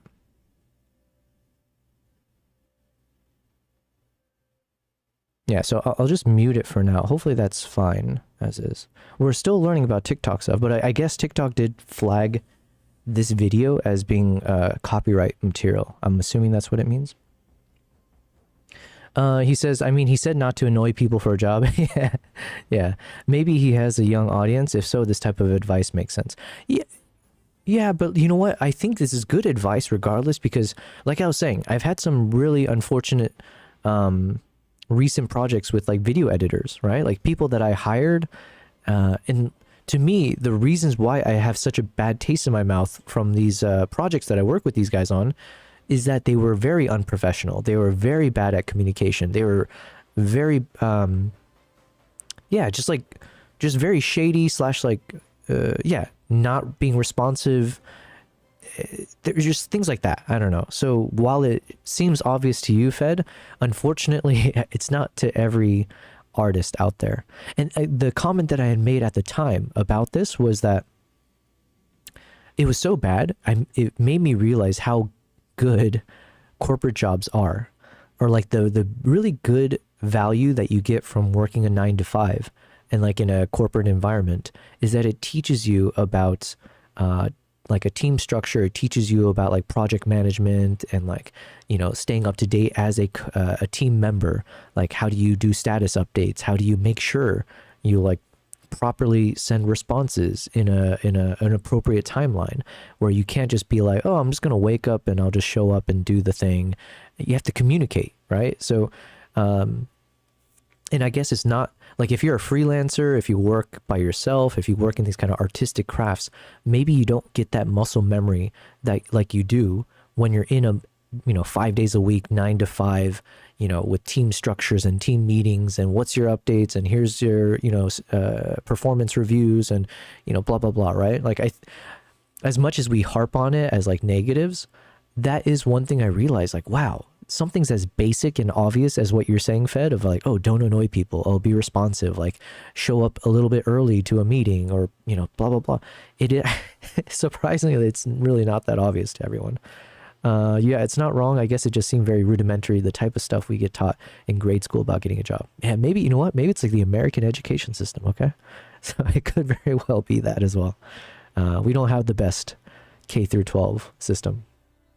If no one is hiring you right now to be making anything, you need to be making stuff for yourself. Passion projects, spec projects, things that you want to be known for making, so that you can put those things on your portfolio and people can see that portfolio and see that great work that you're doing. A lot can come from having great work. It makes the reach out process so much easier. It shows that you know what you're doing. It shows that you really care about this and have dedicated your life to being a filmmaker for a good amount of time. Production companies don't care if someone didn't make you trade something. If it feels legit and it's really great, you're gonna get hired for that piece of work. I mean, I've made a career out of it, from shooting fake Nike, Jeep, all types of commercials back in like 2017, 2018, even still to this day, making my own work is probably the thing that gets me hired the most, sharing my own passion projects. When you're working on something that's for you, But listen, as much as we're making fun of it in some degrees, it seems like this guy is legit, right? Listen, Mr. Mati, however we say his last name, Hapoja, called him out in the same breath as Gok's art, and just briefly seeing some of the things. He's got some really cool looking short films that I need to watch. Really shows what you're capable of creating. And that leads us to my next point, which is it's not good enough. Ooh, so there's confirmation. So this is actually videos, which I think is awesome. So I need to, that's a note that I've taken for myself. I like this concept where he just took a physical capture as like his background for when he does his title sequence. I like this. Just to make the thing, but you have to put it out into the world. Because the other thought I had was like, let's say if I have a video that's broken into multiple chapters, I was thinking I would do something where just like doing more haptic stuff. I don't know if that's the right terms. Like overhead shot of my desk, and then literally, even if you see me writing out, you know, let's say the chapter is about share your work, and then you see me scribble with the marker onto a postcard thing or whatever, saying like share your work, and then just put it in the center. It's like, okay, next chapter, share your work. So I think I want to try doing a little bit more of that. So like mixing in the digital editing and stuff with like more analog physical shots. World. Constantly be sharing your work, be sharing your process. A lot of people hire me because they see my behind the scenes episodes of my films I've been doing for years and years and years, and they see And this is what I keep saying I'm so jealous of. Of all the things I'm jealous of, it's just having someone else with you that can film these behind the scenes stuff. It's just like, oh, there's so many moments that I don't get to capture properly to sell myself, my brand, because I can't capture the behind the scenes effectively. Where if you had like a two-man crew, someone else who knows how to handle the cameras and stuff, and they're able to film, and you can film each other, right? If they're also a creator, but like to be able to film these moments to show you on set, traveling the world, that's just like one of the things I wish I could get more captures of myself, because I know how valuable, how important it is to building your brand. So he's shooting with the Tilta. I think I'm trying to purchase some Tilta cages and some other gear from them. I'm learning slowly. Is this called the D-tap? I know there's some concept for like these big ass batteries you stick on there. How I work on set. They see how I That's cool. operate. They see how I handle specific situations. So sharing your work and sharing your process are both super important aspects of getting hired. This will also just keep you top of mind. A lot of times people are looking to hire someone and they might forget that you exist because they haven't heard from you or seen work from you for a while. Even if you... Oh, speaking of which, Fed says we had a good job when in school. It was just for a week. Job week it's called. You have to get the job and then you work there for a week. A week? I don't know. A week feels not long enough to really...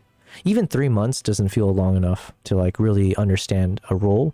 I think 6 months was like the sweet spot to be in a specific role for a long enough time that you don't feel, you get over the hump of feeling new, and you also have enough time to like develop new skills or take it one step further, and for you to realize if this is a role that you want to be a part of long term or not. I found 6 months is a good time period. You need some interns to film your behind the scenes. I would love that. Especially if it means I don't have to pay them, then, oh, yes, give me some unpaid interns, please. Or I'll pay them with, what's the term? Likes? I'll pay them with exposure. Yeah. Oh, wait, no, Fed, what I was going to say, you'll be proud to know, after our conversation, so when I ended my stream last night, I did actually spend the time I reached out to one of the guys who lives in Dubai that I met recently, who's like a script writer and like an actor. And yeah, I reached out to him and I was like, hey, I got this like idea for a story. And I took that story, I worked with Claude AI a bit, but I fleshed it out into like an actual PDF. And I took the extra measure of not trademarking. I put it through like the US copyright legal system. So I've like copyrighted the screenplay or whatever you call it, the synopsis and the breakdowns that I had. And yeah, it's like, so just FYI, Fed, I said I was going to do it and I'll let you know I did do it. I am going to try to turn that fun little idea into a short film, hopefully fairly soon. I don't know. It's on the list, but yeah. Are making things and no one knows about it. Obviously, don't be jamming content down people's throats because then it becomes diluted.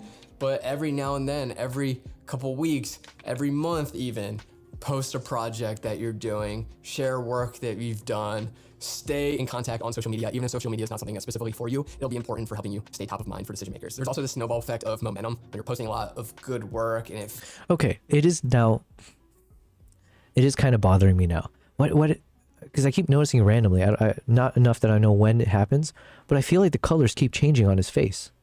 Or like at some cuts, it's like super warm and then it goes cool. Yeah, so here it's nice and cool, and then it just like jumps randomly. Feels like you're really busy. There's something psychological that makes people want to hire you even more. So oh, yeah, and then it just went cool here. Oh, maybe, I guess it must be like just the light coming through. You got to keep that momentum going all throughout the year and so on. It's a lot of work, I'll tell you. Making stuff is hard, sharing stuff's hard. It's anxiety inducing, putting yourself and your work out there, but it's just such a necessary aspect of this. And you just got to do it, you just got to put yourself out there. The next one is kind of become known for something. Again, this helps keep you top of mind for decision makers and keeps you doing things that you want to be doing. So if you want to be the next one, especially early on, don't be afraid to take adjacent roles. Then the next one, going alongside that, say yes more often. Okay. I am going to skip ahead. I just want to see what all of his... a big one as well. Be valuable Okay. Most important one. The next and last one is maybe the most important. Your peers are going to be your future. Okay. Okay. Okay. Well, listen. I think I agree with you, Fed. Maybe some of these lessons are a bit more on the self-explanatory side of things, perhaps. Oh, here we go. So this is a short doc he made about an Olympian. I would love... See, this is the kind of stuff I want to learn how to do, right? Shot with the Sony FX6. Taekwondo short doc. And those of you on the TikTok side, I think I've muted the audio, hopefully, because I got in trouble, apparently, for copyright stuff, maybe? Even though I don't know. I don't know how TikTok works. But hopefully we're going to resolve that. Fed says, it's not about the job, it's about learning to get a job. I see. You get that week off from school to work 8 hours every day. Some people continue working in the job on weekends. It's just about learning how to behave to get a job and get a feel of what an 8-hour day looks like in a real job as a kid. Gotcha. Wow, way to make a kid depressed. I like this shot, by the way. Oh, look, he's using music bed. So shout out. Do I have my command open? Let me see. Music bed. Yes. So it looks like all these amazing filmmakers all use music bed. So I'm very happy that I'm a part of that program now. And of course, it's I have to keep making short films. So, oh wait, that means I shouldn't play this because I'm going to get hit with some copyright strikes. So, okay. Point is, we were seeing some cool videos. Oh, and then there's a video by Jared Polin that I thought I would want to watch because he's like doing some wildlife stuff. So I wanted to see if I can get a sense of like what, I'm assuming he didn't go live, but as we're learning about how to do this, I thought this could be useful. Shit balls.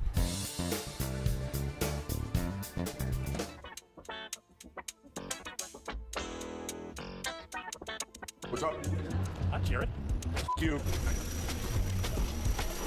See, we need to have a film crew like this, right? Imagine this posse, all of us just traveling to wherever together to make content and test gear, that kind of stuff. That is the goal. That is the end goal. Yes, the Blue Mints. Jared Polifrono's. Oh, I had the same experience. I went on one of these like smaller charter planes and they handed us some mints or something in a box. Yes, the Blue Mints. Jared Polifrono's photo.com. And I want to invite you to join me and my friends as I give you a first-person perspective of my latest photo safari from Kenya. The blades are still spinning, so I don't know if I'm getting out yet. This one? Ah, my seat. As we take off on our journey, I encourage you to sit back and enjoy the ride because I'm going to let the video do all of the talking. Across the water, yeah. Kingfishers. Okay.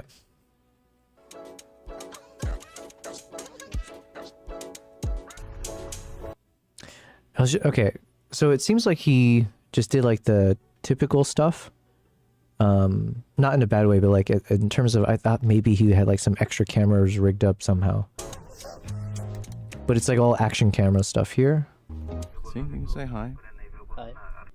But yeah, so oh yeah, so since we're on this though, I can kind of share a little bit of what my thought process was.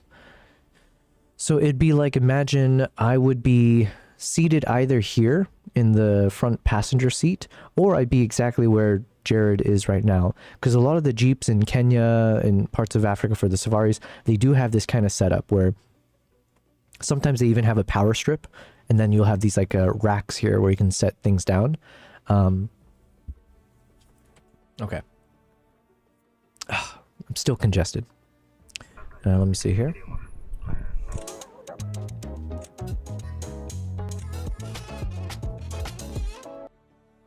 I'm trying to see if yeah, so you can see the ports built into the Jeep here.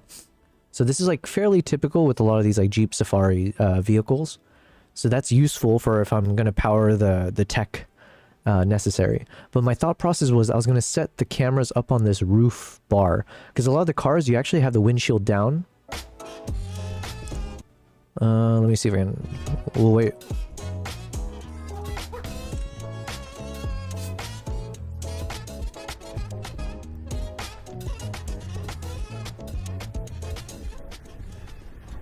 I did the exact same thing as what he's showing here. I stuck an Insta360 out with a big selfie stick, and I have a bunch of these footage, which I haven't shared yet, by the way. So even more reason why I need to be faster with it.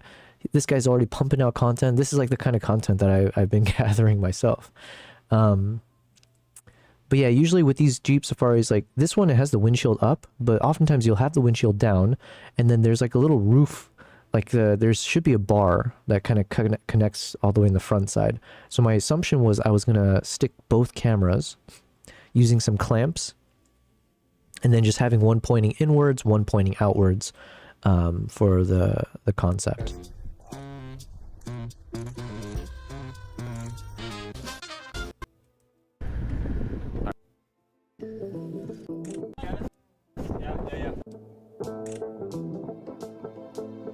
Right here, Dennis? Yeah. Dang it. Yeah. For one shot here? One shot? What the f you talking about?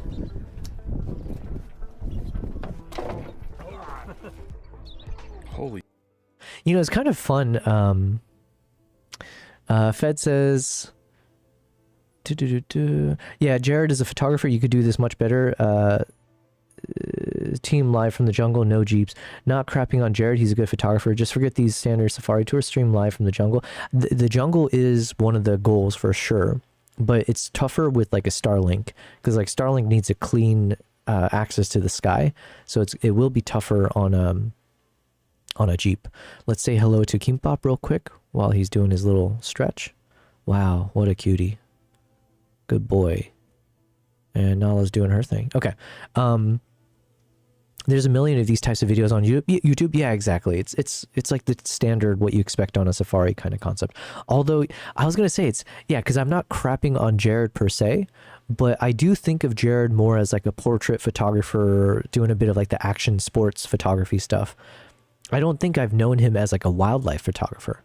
And okay, this can come off maybe egotistical, I'm not sure, but like watching him right now and like the crew that he's with as they're like trying to take these photos, it's like, oh yeah, I don't know if this is something he does often, because I feel like you know, like the pro wildlife photographers, obviously I'm jumping around and stuff, but I feel like what I'm trying to say is I feel like I'm a bit more experienced than him in this field, okay? That's basically what I'm trying to say, but I'm trying to say it without sounding too much ego. Shit. You want a higher shot, actually, because it shows the depth. I mean, I shoot wide open, but he is very good, just FYI.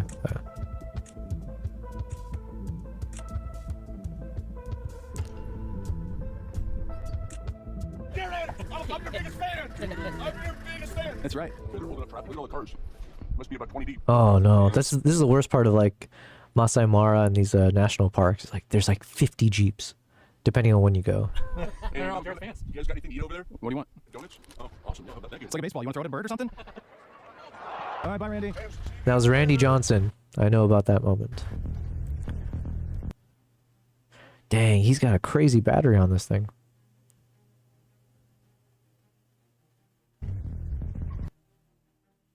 Okay, so generally speaking, Fed says, yeah, Jared does stuff like following Bernie Sanders during election season and such, and portraits. Wow, that's so crazy. Man, can you imagine me the presidential photographer or whatever it's called? Basketball, yeah. Like one usual, like general consensus amongst like wildlife photographers is the backseat is the worst. So for a few reasons. One, you can kind of see here, but the back seat, you are at the highest point of the Jeep. So your seat is much more elevated, which means in terms of the shots you'll take, it's not as like low to the ground and eye level for your subject. So like imagine a lion or whatever animal. You want to be as low as possible to kind of get like a different perspective. And again, to have a clean background from your subject. Whereas like if you're in this back seat, it's just, even if it seems minor, like compare the back seat to like the front seat, you're so much higher up that your camera's pointing towards the ground. So then the background behind the subject tends to be closer to you. So it's just a bit more challenging if you're sitting in the back. And then separately, when you're in the back seat, it's also the most bumpy. So when you're on these like bumpy dirt roads or off-roading or whatever, all of the bounce goes to whoever's sitting in the back. So when you got these heavy gear and stuff, it just becomes such a pain because you're literally rocking up, you're basically, especially Jared seems like a taller guy, he's probably bouncing his head against the freaking roof bars at times, depending on how fast the driver's going to chase after wildlife. So yeah, generally speaking, the backseat is the absolute worst. If I was Jared, or if I was on his team, I would have been like, why are you sticking Jared in the back? Put him, either literally put him in the front seat where the guide is, or put him like where, yeah, he just needs to be closer or towards the middle, because this backseat is the absolute worst. That's my opinion though. But I think it's like a general consensus amongst like these like Jeep Safari photographers. Ba-ba-ba-ba. Josh says, it's cool to see Jared shooting large format for sports. Yeah, I mean, listen. Yeah, I feel weird even critiquing the guy because like he's on a way another level in terms of like everything, professionalism, skills, and all that. But this is my little world that I can carve out to be like, actually, this. Fed says, Harold Balder, the Norwegian travel vlogger, lived in a hut in a Maasai village, drank goat blood, and lived with them, vlogging it all. He also made sure to locate their, to try their local moonshine. Nice. Well, like I said, Fed, I want to do that, minus the goat blood, but I do want to film and spend time with the reindeer tribe, right? Somewhat for the same reasons. Yeah, and just like document 1 week, 2 weeks with them. So that is absolutely a goal of mine. And then the Masai Mara tribe, I want to do that as well. I'm going to have a conversation tomorrow with someone to work, like to pitch some, or like brainstorm on some potential like short film projects that I could do in Africa. So we'll see. Yeah, this roof bar thing, right? Okay.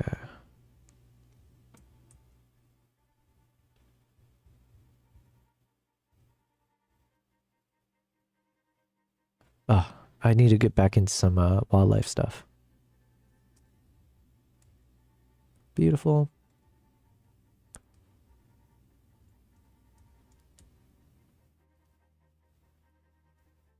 Yeah, and I guess he was shooting a lot of Insta360 stuff, so.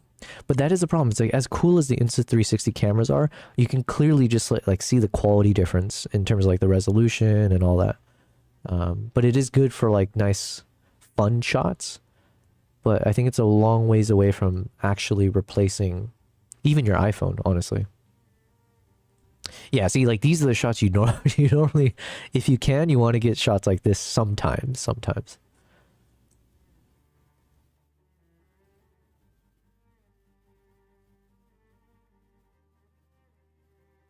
Man, it's so cool though. Okay. Anyways, we want to do this in the future. Harold was on a day or two delay. You can do it live. Yeah, exactly. That's the key difference. I want to do it live. I want to do it extended period of time, but I also want to make a short documentary. Oh yeah, I want to do it all. We're gonna do it all. So, okay. Anyways, I think. Oh yeah, we were supposed to see if it generated the. Oh no, I reached my limit. I have to wait until tomorrow, 10 p.m. Oh no, I have to wait 5 more minutes and then it will give me more. Did it finish it though? Let's see. Oh, it's live. All right, here we go. So this is version 4 of my daily knowledge challenge. And then before I start, I want to double check. I need to see if TikTok is still angry at me or if I'm back.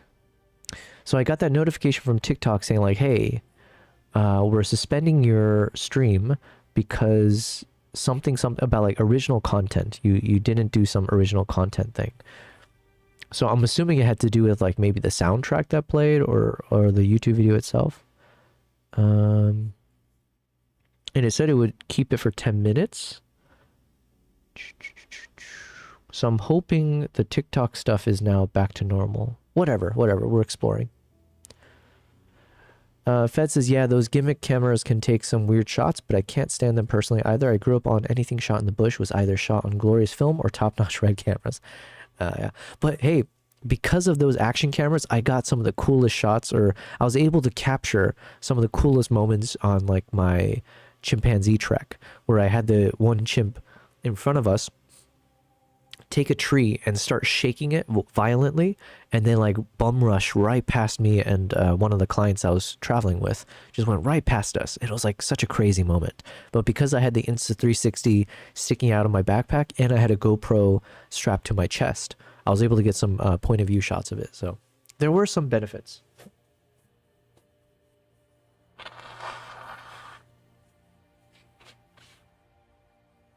And more importantly, those are shots that I wouldn't have been able to capture with my proper cameras.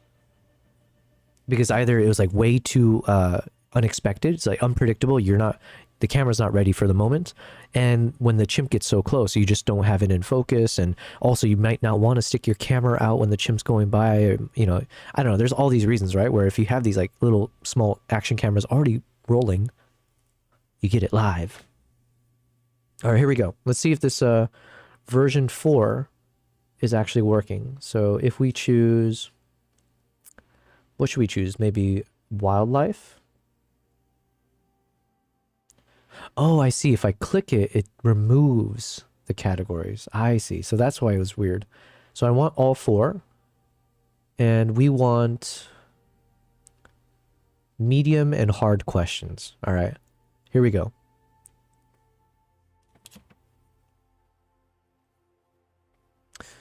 "10-bit video has 1024 brightness levels versus 8 bits 256. Oh my god. This is a medium challenging question. This is like, what the heck? I should have done my homework more. Some action cameras can at least shoot 10-bit now. The more you can grade those cameras, the better. Yeah, I think I was shooting with like the GoPros and action cameras that were 10-bit.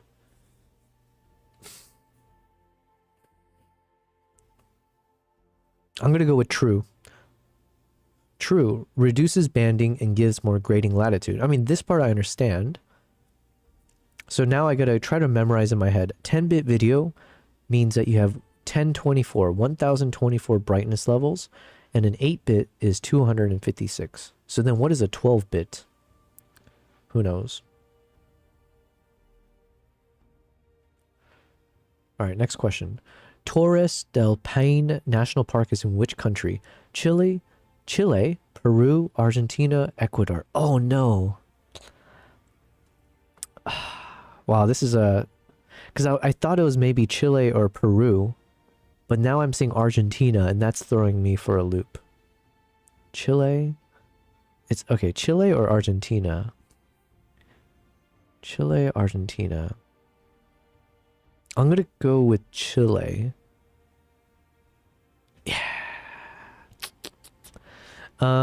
Fed, you said it's luminance levels, not brightness. The question was silly worded. Gotcha. Well, we still got it right. That's what matters.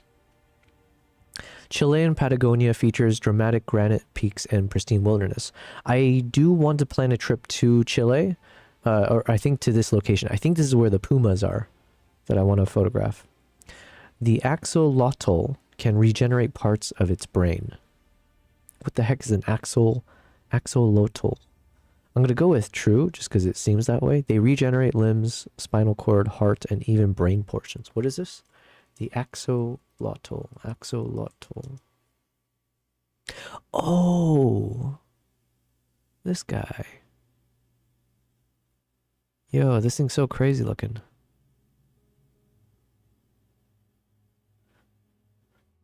Where can you find them?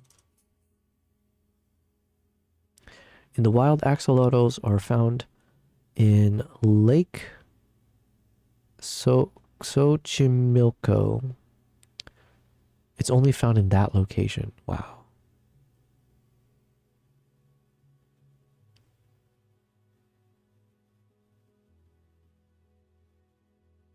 That would be so cool to see this guy in the wild.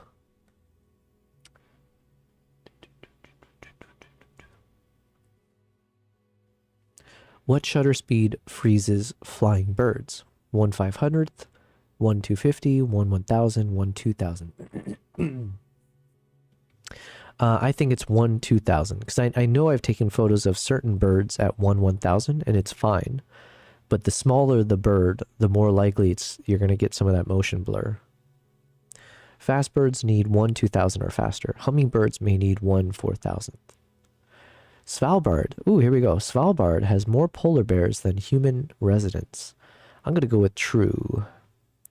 True. 3,000 bears versus 2,500 people. You must carry a rifle outside settlements.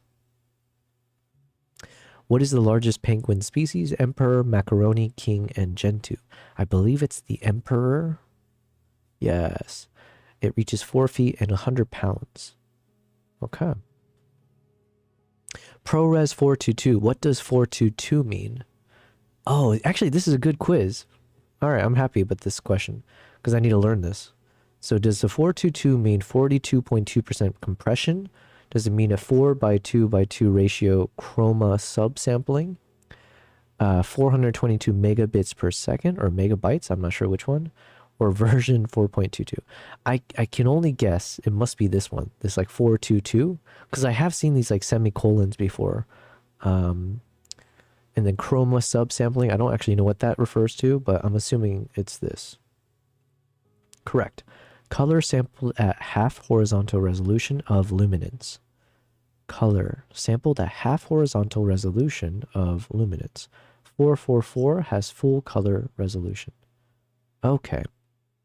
Okay. See, we're learning. Is that in Japan? No, or if we're talking about that one axolotl thing, it said it's only found in Mexico City or somewhere near Mexico City. This time they used the right word. Chroma is color. Gotcha. All right. Hummingbirds can fly backwards. I think so. Yeah. I'm trying to remember from when I've seen hummingbirds. Clearly they can stay suspended, and I feel like I've seen them jump left, right, back, forward. Or maybe it was just their neck? No. Okay, we'll go with true. True, they're the only birds that can, beating wings 50 to 80 times per second. Nice. What is the world's most venomous snake? King cobra, black mamba, inland taipan, or eastern brown? Oh, shoot, I don't know. My guess is either this black mamba. I'm trying to... Okay, now this takes me back to... we were talking about Quentin Tarantino. So Kill Bill. There's the black mamba. Was that the most... Is it the most venomous? And the question is, what do they mean by venomous? The most amount of venom in a bite or the most deadly? I'm going to go with black mamba. If it's not the black mamba, I was going to say king cobra. Okay, let's go with black mamba. Dang it. I was going to say, if it's not king cobra, I was going to go with the eastern brown. It's not any of it. It's the inland taipan. The inland taipan venom could kill 100 adults. Jeez. What is the only bird known to hibernate? Kingfisher, common porwheel, swift bird, or the hummingbird? Ugh, I don't know this, dude.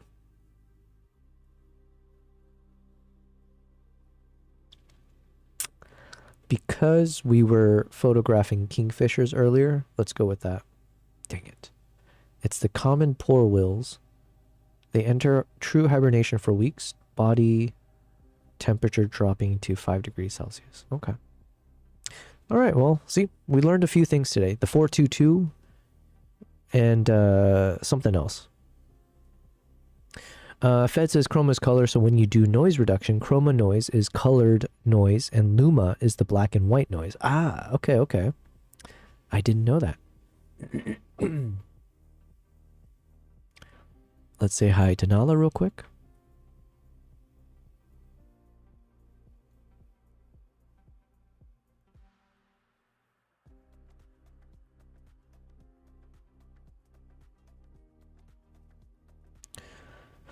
Okay. Wow. See, so that is what I want to do. Every day I would like, hopefully, assuming this this Claude AI generated gaming system thing, assuming it does refresh properly and I can keep playing this.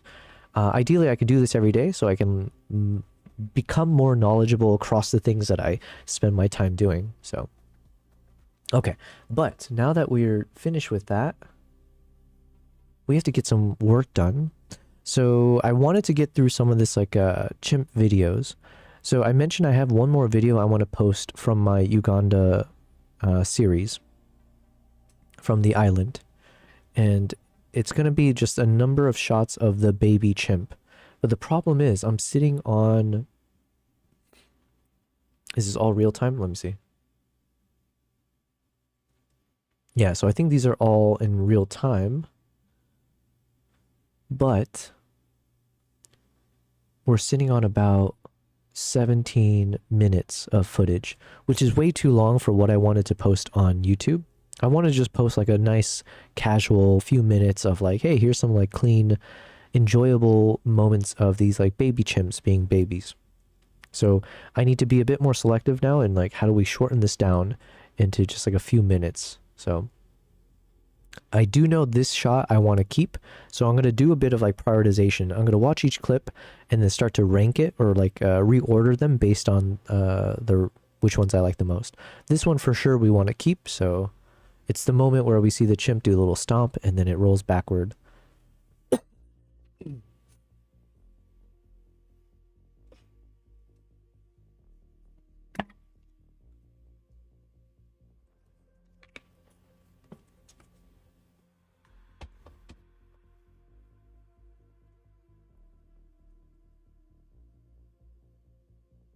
And I think I'm okay just playing this in real time as opposed to slow motion.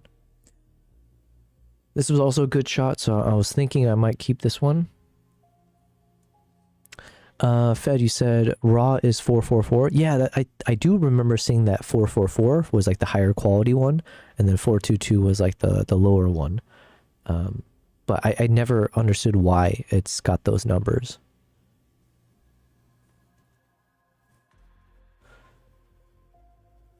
So this is a cute moment. It's a pretty good it looks nice.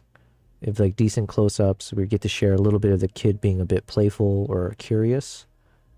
And then finally getting some food.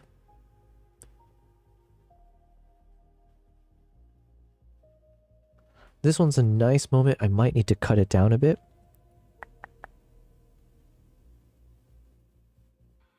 Like it could just be, maybe I cut it from here, because I have too much content here.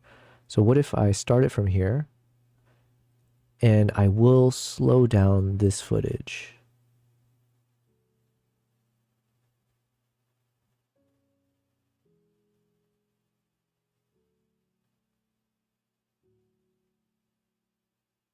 Oh wait, hold on. Was there a story there? Oh, maybe, okay, so maybe the baby stole the food? Let me see. No, okay, so I don't need that. But at the end here, I think it picked up something on the ground, and then the mom showed up to take away the thing. But it's a little too hard to tell. There's too much going on. It's too close. A lot of it's like a bit blurry, so I don't think it's worth keeping. So yeah, we will start it from like here somewhere. And I think I'm going to slow this down. Maybe to here. What is this at? 60 frames.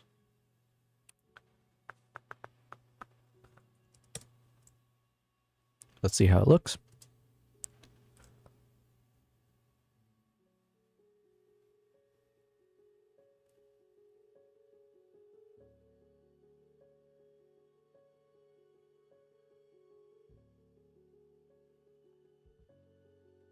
And then this part, maybe I just cut out entirely.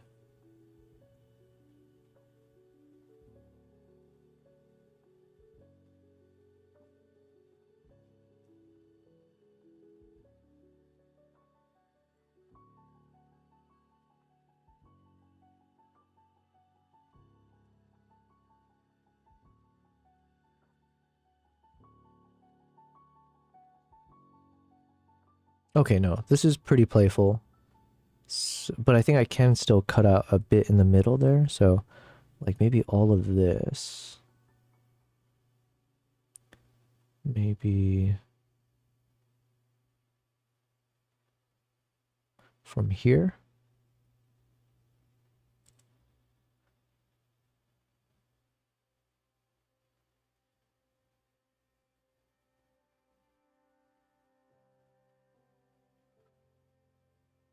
Okay, so then let's play it again. Got this.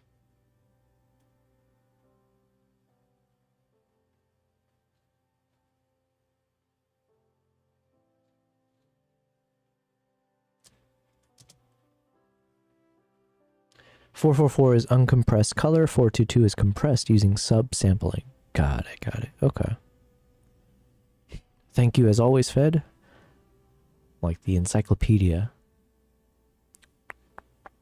I would try to see that tumble at the end and add it to the end of the previous clip at the end of the roll. Oh, hold on. Okay. So maybe, I see what you're saying. Maybe we connect the two. Hold on. Where was that roll?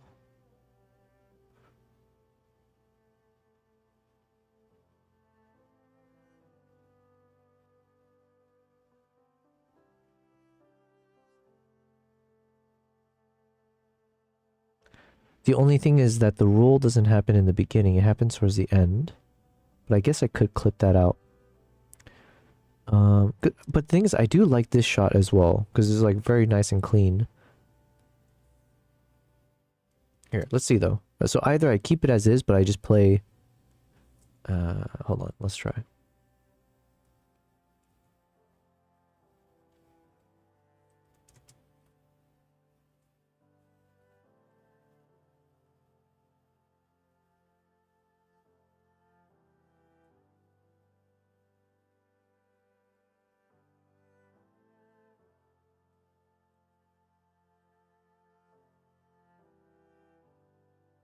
I like it. I agree with your assessment, Fed. You might miss too much of him. That close-up is nice. So I agree with myself and I agree with you. However, I think surely we must have other close-up moments, right? Because we got 17 minutes worth of footage. So even if we have to cut that out or put it somewhere else, I should have other close-up shots that will ideally still work, you know?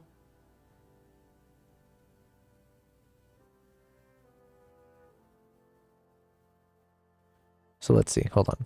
But I think it does look nice the way you mentioned, like having it next to each other. So if we play this...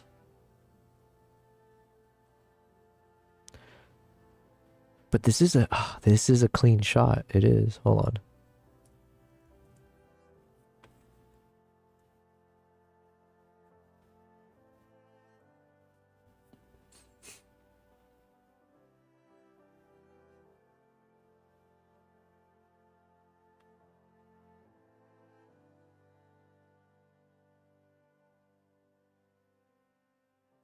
You know what?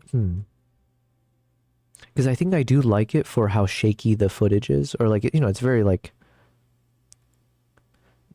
I would like this video to feel more on the high energy side of things. So just seeing the chimps being more active. So maybe I'll keep a bit of it beforehand. Let me see.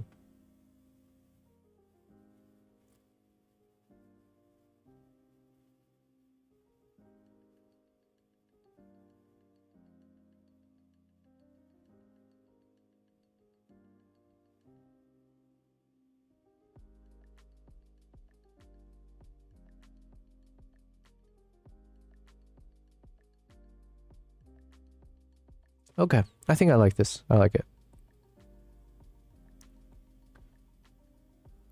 And then maybe what I need to do is mix in some moments where the chimps are like energetic, and then some moments where they're kind of calmed down slightly, just to like mix things up. You said you might miss. Yeah, you can use the close-up of before the first roll. Yeah, I think that's what I just did. So first the close-up, then the first roll. Oh, I see. I see. Here's my only thing, and this could work with what you're saying.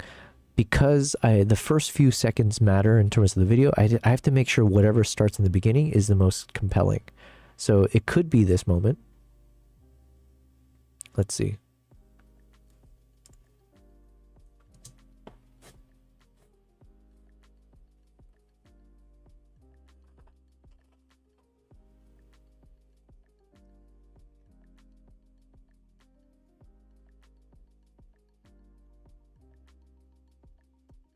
Because like right now, I don't think that was as compelling to start with. Versus for now, we have so many other clips to look at. But the good thing about this shot is you get that nice little chimp stomp. You know, you start off the video like, you know, small chimp trying to be the big man. Boom. So I can almost see like picking a soundtrack where it has a nice little percussive thing that happens as he does that. But yeah, part of me thinks this is a better start than the other video that's a close-up. Just because it's a bit more animated. And then it dies down a little bit here, which is fine, because now we're setting up for like the fun little thing.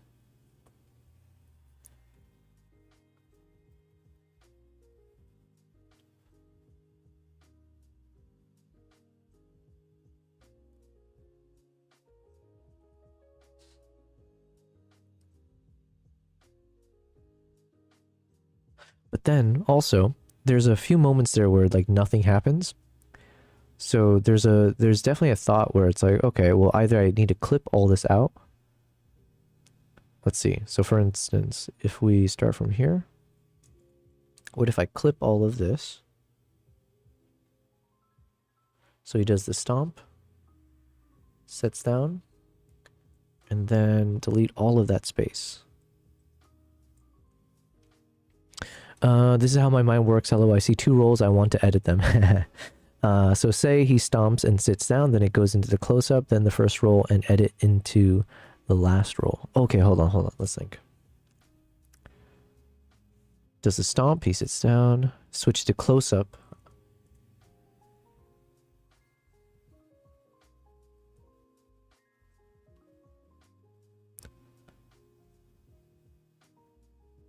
But then, okay, hold on. I think I get what you're saying. Give me a second. I think someone's at my door. Hold on. We've come to the finale, so thank you for making it this far. Now, let me share a thrilling wildlife encounter that I filmed between a herd of muddy buffaloes and a pride of curious lion cubs. They faced off in a breathtaking standoff. The beauty of being in the wild is its unpredictability. You just soak it all in and enjoy whatever comes your way. So, with that, please enjoy.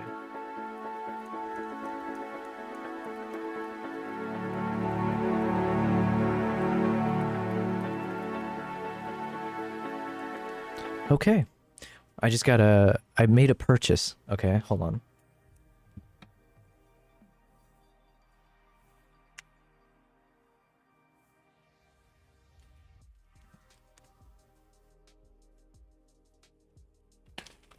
Man, I ordered this today and it's arriving same day. You gotta love Amazon. It's so crazy how quickly it arrives. Oh, Nala. Nala has a tendency whenever I get like packages, she goes a little bit crazy.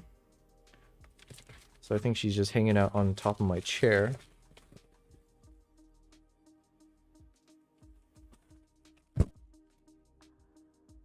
Careful, Nala.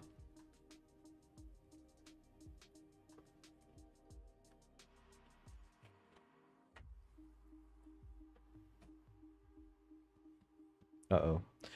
I think I need to cut her nails. So if she goes on my back, it might it's not gonna be the most enjoyable experience. Come on, Nala. There she goes. We got the dead cat. So was it yesterday's stream? I was talking about like which kind of shotgun mic would work well for for my shotgun microphone, but I wanted to do some series where I'm like doing talking heads from my studio, but in like using the overhead camera. So here, let me grab this real quick.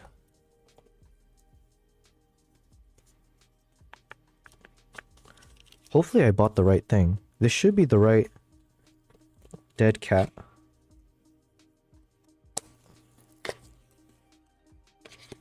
For the shotgun mic, let's see.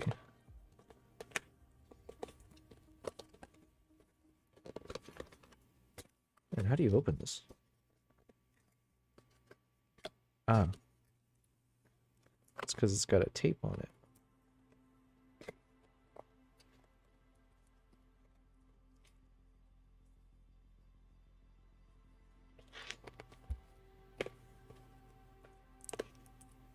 I'm about to be defeated by tape. Get out of here. Okay, we got it.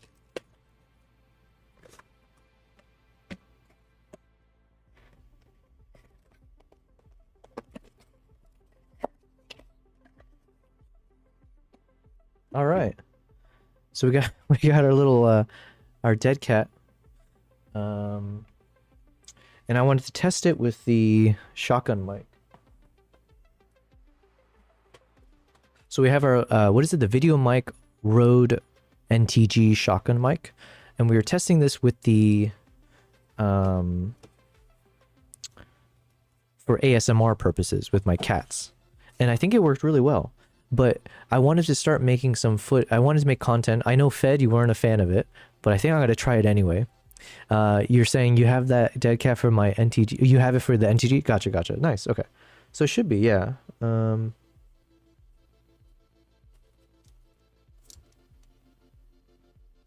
Yeah, I think Fed, you were the one who said you didn't like when things are tacky with these like microphones that people use when they're talking to it.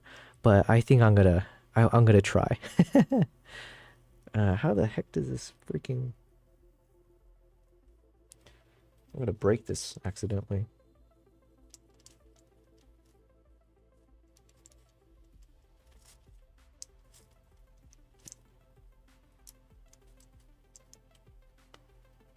Okay. There we go. So this, I do have the smaller one. I have the Video Micro NTG shotgun mic. So I have like the smaller version, which won't be as like ridiculous to kind of shoot with. And I have the smaller one. Oh yeah, so I have the smaller one and I have this one.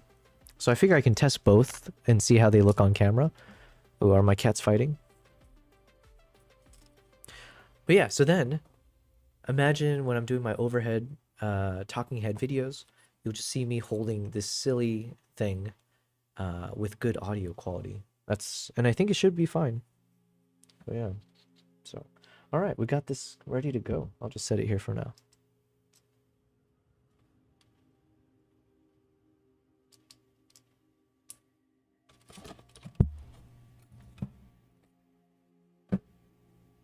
Okay.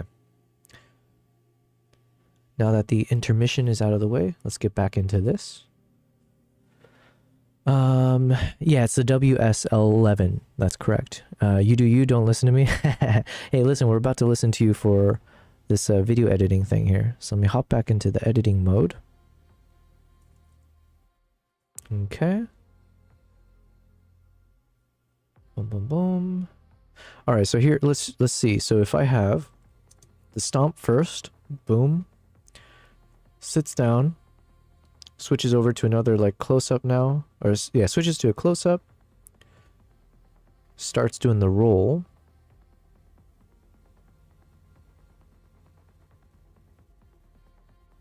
and then if we synchronize it to the next roll,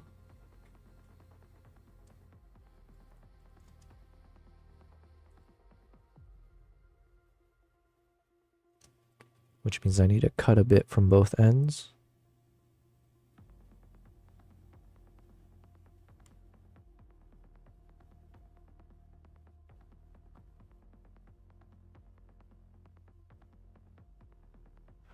And then obviously I need to color grade everything anyways to be consistent.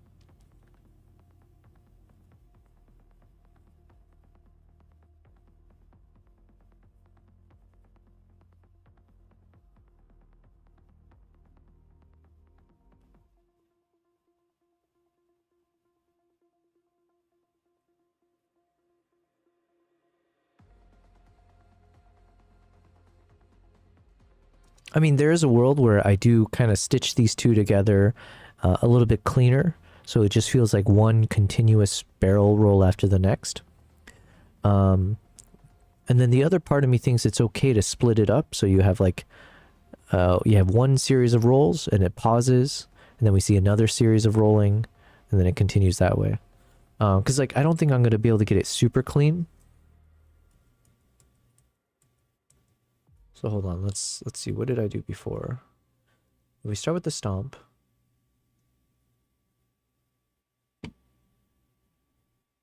Okay, let's try this one again. Yeah, both works. Yeah, that's true. The other issue I'm running into is that the chimps are, in my mind, the chimps look very different because they were different chimps.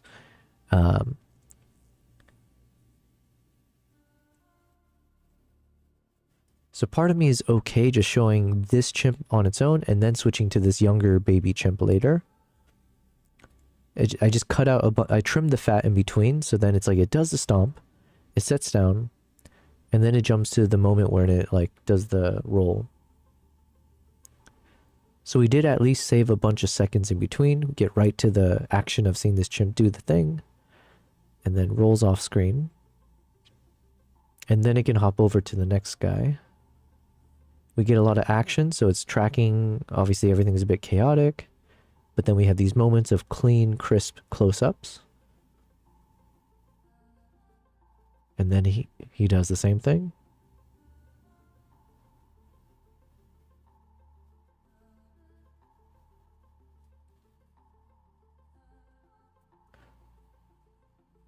Yeah, I think I like it this way. Just because these were all distinct chimps. I don't know, maybe it's because I've been looking at these chimps for so long now.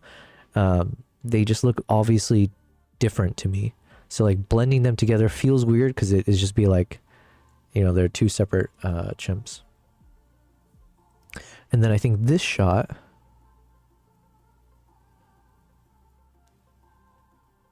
maybe this I can show later, just to have this another action moment come in first.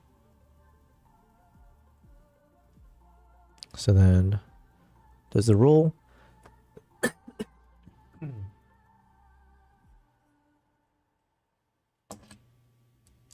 Oh wait, hold on. Maybe this first.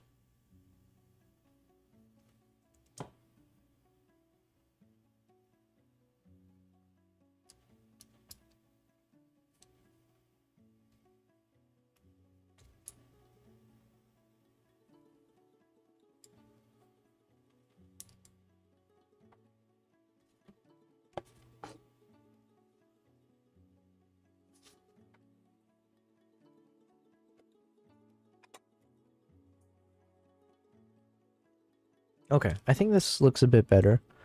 Play both instead, says Fed. Okay. Well, thank you. Alright, I think we cleaned it up a bit. Now...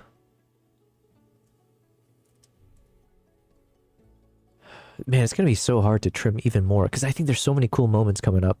So it's like, I'm being a bit premature. Actually, no, this is fine, this is fine. Let's see. Close-up, roll. Then we have...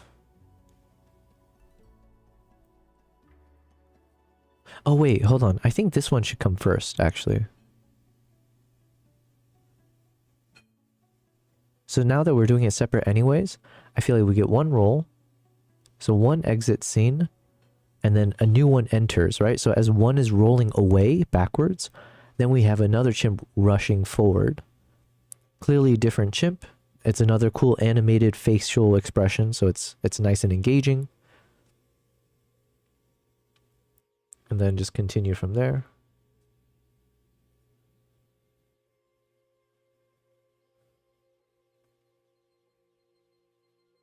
And the only thing maybe I need to work on here is the ending. It's a bit jarring here, right? What do we have to play with? Let's see. Maybe up to here? Let's see.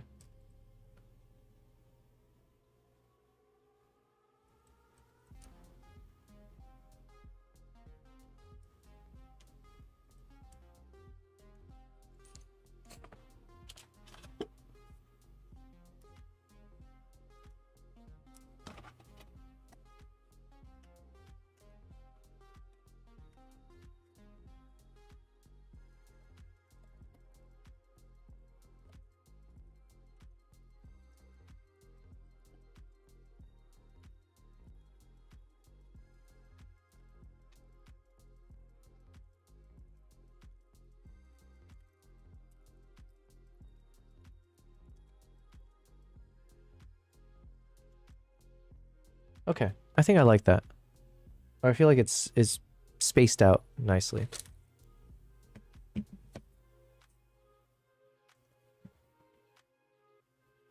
You said I see it now. I see it too now that you mention it. And we rewatches sometimes they look quite different. Yeah, just as it turns should cut well. Yeah, I think yeah, listen, we're not trying to make a masterpiece, so I think just keep that in my mind as well. It's just like some casual shots of the chimps. But if I can try to tighten up a bit of the transitions, I will.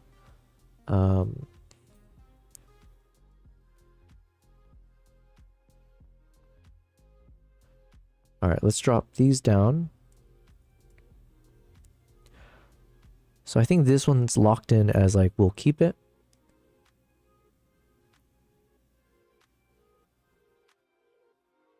This one could be nice. Let's see. So we can probably get rid of this shot because I think now we've got enough of these close-ups. So let me just drag it over here.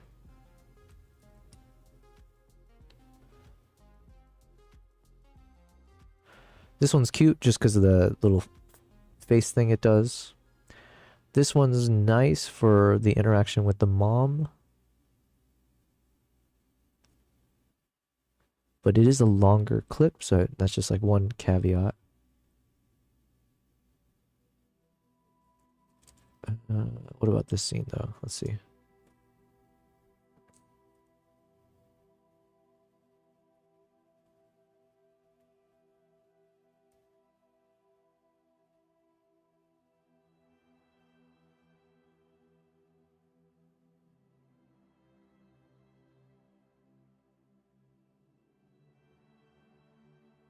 Yeah, I have like I feel like I should put all that together.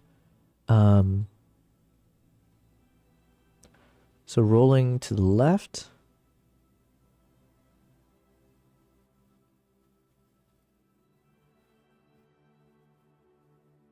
And then rolling away. Okay, this could work. Given it's a bit long, but what are we at? So this is about 1 minute and 34 seconds into the video.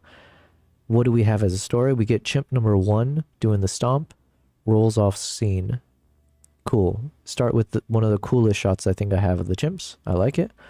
Then we have enter chimp number 2, charges in, comes up close, keeps rushing, very, very energetic, stares at the camera very nicely before rolling off to the left again, then pauses, makes some faces, you know, gets attention from the mom,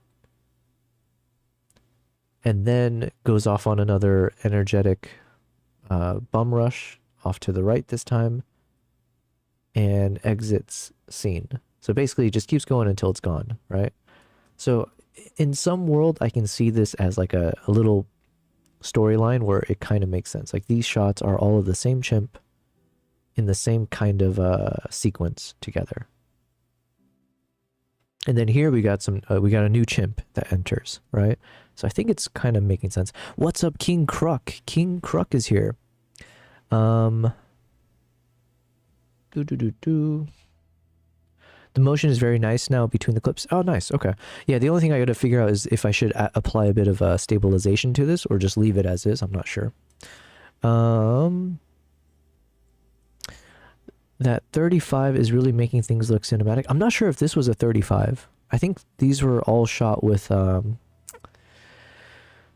I don't know what I shot with actually, but I think it's a mix of the 85 and the 400 actually. Welcome, King Kruk. If you have music that fits, you could have a section first there where it's a lot of motion, then it could slow down with those tender moments with the mom. Yeah, the mom moments are meant to be a bit softer, I guess. And yeah, usually I like to find the soundtracks first for these things. I probably should do that, but the problem is because I'm using Music Bed, I can't play Music Bed songs during my live streams because then it'll get dinged for copyright and like, yeah. So there's a whole thing where it's just better for me to do it after the stream in my own time. Let me blow my nose.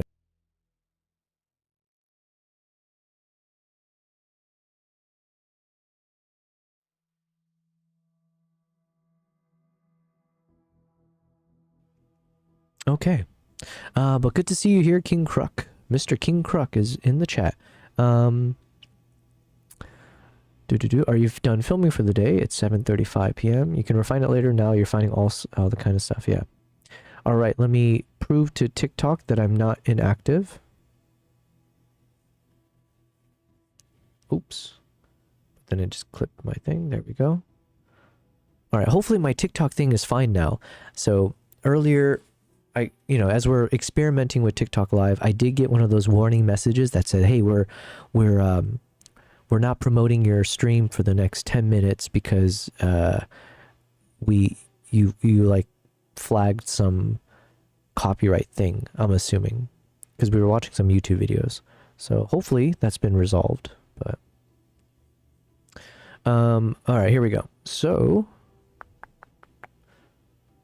One second, let me see this real quick.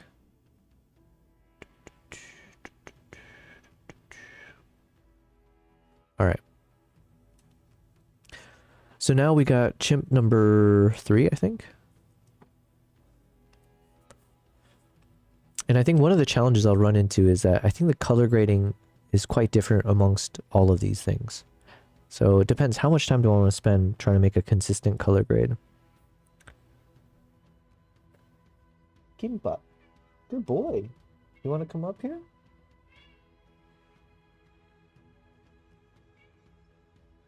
I think Nala stole Kimpup's bed, and so Kimpup was trying to get onto this one, maybe? I don't think he uses this bed, though. Hold on. Kimpup. Good boy. Yeah. Good boy.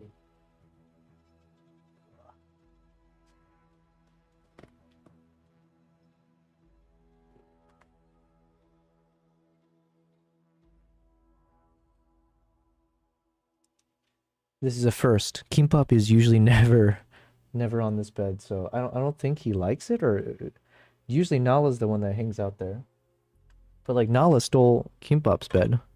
Let's see how this turns out. So we got Nala. Wow, Nala looks beautiful there anyways. Wow, good girl. What a princess. But Nala, you should not steal his bed. Now they're both, they're gonna cause some problems. I see it already. Nala. Give the bed back. Hold on. Good girl.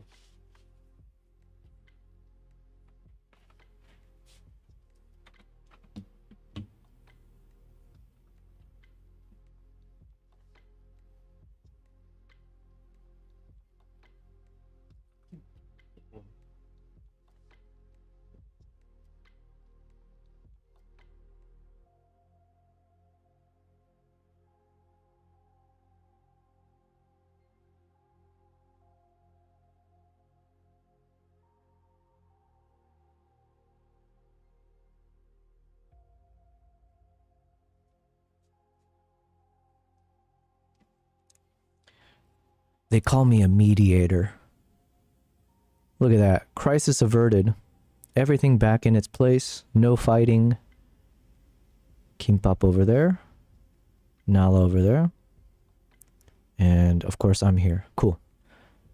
Alright. Fed says I picked up a Nikon DX 50 to 250 and Nikon DX 16 to 50 today. Now I have all the lenses I want to use in March in Spain. Oh, nice. Oh, yeah.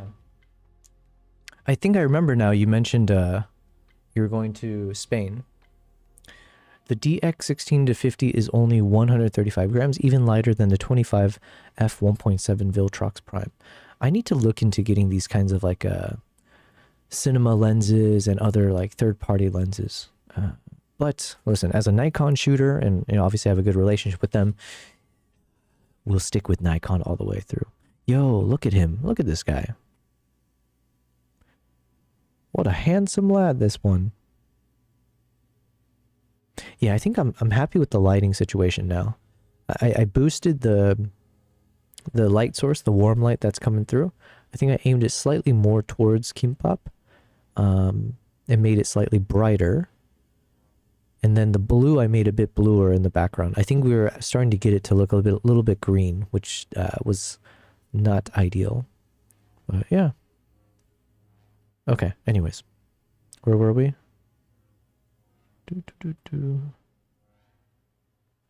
And again, hello everyone, anyone on the TikTok side. Thank you. Hopefully the audio is coming out cleanly.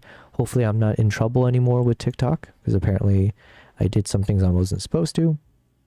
And hopefully it comes out nicely. We're going to do some editing now. And YouTube and Twitch is all running smoothly. All right. So these are some nice shots. We get some good close-ups again, and we get the clean eye shots. So I do feel like these could be... I could put these a bit closer to the beginning of the video, but ideally I want to put all the animated shots in the beginning, right? Because I want like the energetic young chimps just being playful. This one's like kind of playful, but it's more just a nice close-up shot. So priority is animated / playful shots, then followed by just nice cinematic and close-ups, I guess. But this one's like, oh, here we go. I was just about to say it's a throwaway shot, which does mean I can probably crop out the whole beginning of this, since we have to be a bit more, what's the word, conservative about it. We have to, yeah, I do need to slice a bit. So imagine we slice from here.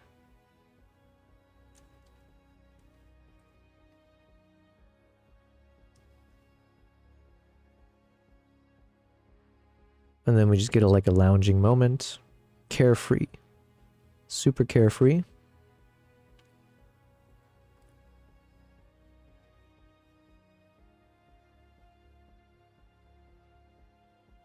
Okay, so this shot, I think, should be promoted a bit more. And it's the same chimp that we were filming earlier. You can tell by the little cut on its on his forehead. So let's see how much of this we can cut.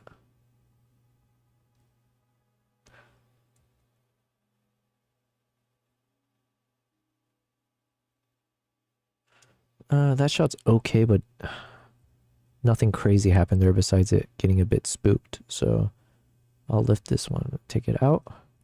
Okay, so I'm thinking maybe this one comes first.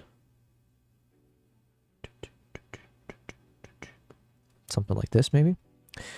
King, you said, I feel like the copyright stuff is getting tricky. I'm considering making my own music. To be fair, I was watching some YouTube videos. Now, like, we were pausing throughout the video, but maybe it doesn't matter on TikTok. I'm not sure. So even though we were like watching it to like properly review or like, you know, break it down, maybe it caused issues on TikTok. I don't know how the TikTok system really works. It could have been the audio. And I'm also playing music, right? But all the music I'm playing is from my licensed music library that I've already taken the time to, you know, it's like, so I don't know what caused it.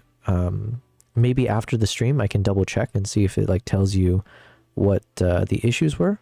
But yeah, not the worst thing as far as it goes, because I've heard that TikTok is a bit notorious for how easily you can get suspended or like banned or like, you know, get your channel blocked on TikTok. But so far it's been okay. And then, like I said, the thing that caused issue for me, all it did was it said it was 10 minutes break. Like it was 10 minutes where it's not going to be promoted or some things are going to be disabled, but then it'll come back. So she is now eating the dead cat. Naughty, naughty.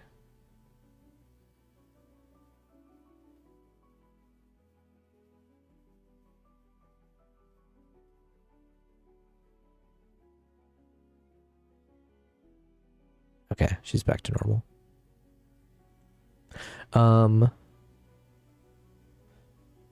Yeah, so I think it's all things considered, so far it's been all right. Okay, so I'm thinking after this chimp exits out, and then we get this new chimp that comes through. And it's a bit bumpy, but I think I'm actually okay with that. I don't think it needs to be stabilized because it's like an action shot. So now we start with this new chimp kind of lounging, being playful. And then he strikes a pose. And then here, so imagine the moment he looks up at the camera. So something like this. Maybe I cut it here. And then, can we start bringing in these shots? I think, let's see.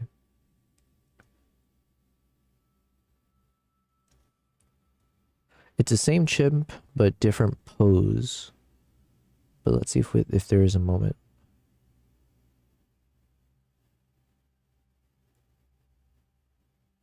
Okay, let's try.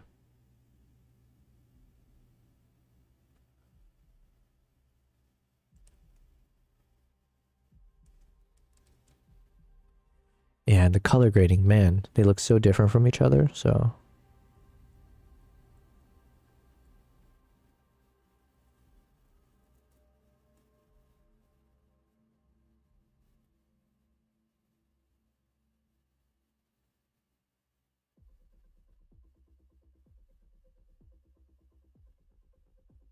So yeah, I don't think it's like a perfect transition by any means, but at the very least, because we need to cut a lot of the footage out. So I think just having the chimp look up at the camera once is enough. And then we just move to some of these other shots of the same chimp. And these shots are really nice too, because obviously you get this very, very clean, sharp resolution, and nice focus on the eyes there.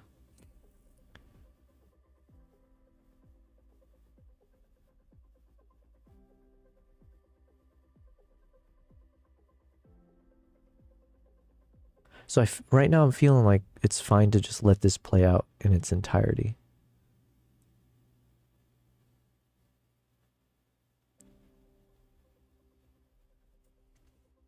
Although I might cut some of this. It's more repetitive. What time it is? It is now 10:49. Okay. It's not bad. We made good time here. Okay, so what now? What other clips do we got? So I like this shot, but the only thing is I think that chimp looks a bit older. It's kind of like more of an like a older than a teen. So it looks like a freshman in college.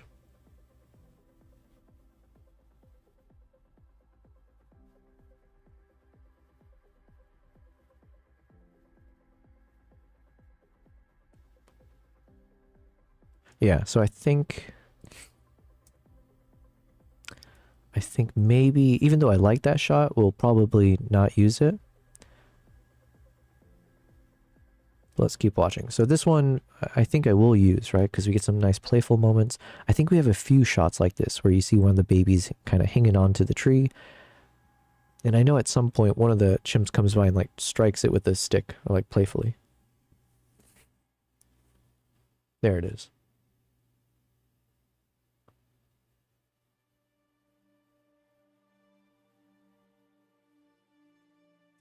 Okay, so there's a bit of fluff in the middle that we can cut out.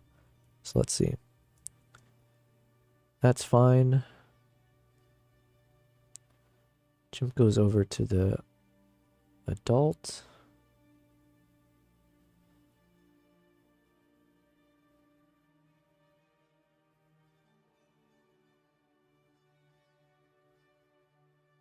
And I'm a bit shaky there anyway, so I think we can cut out, let's see. That moment's fine. And then if we cut somewhere here, and then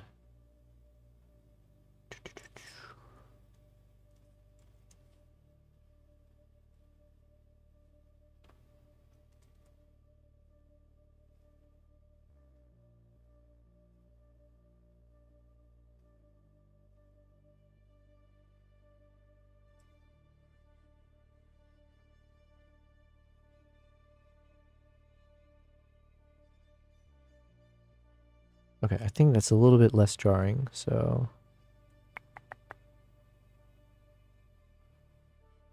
let's try this.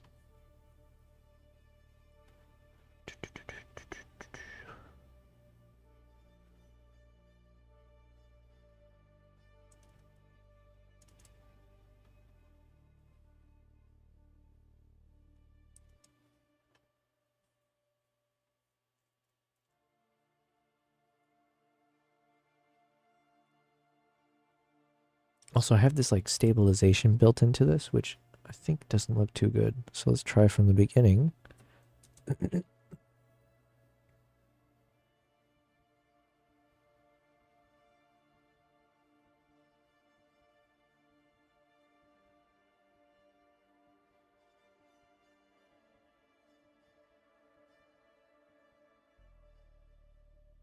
Okay, also, I think we can cut out quite a bit there.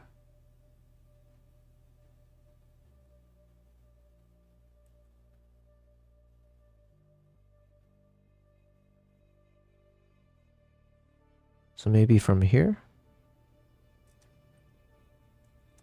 Basically, we're like in every second counts type territory.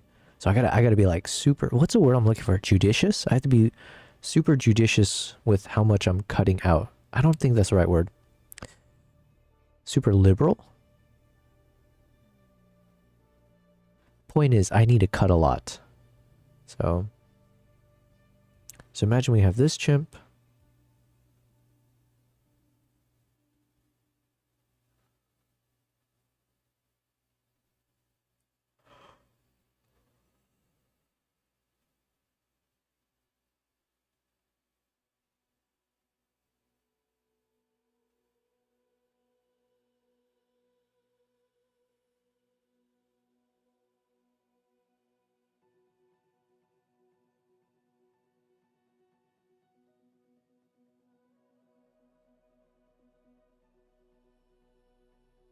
I've decided I think I want to play out that moment anyways, because you see the baby just hanging onto the tree. I think it's nice. Then you have them fake fighting.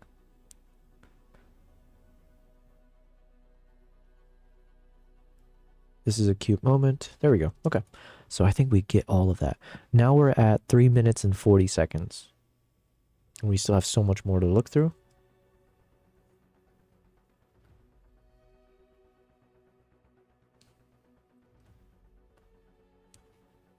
That I mean it's it's kind of like a cute scene, but it's also it's not really playful. So as far as like the shots go, I think I could probably deprioritize this one for now.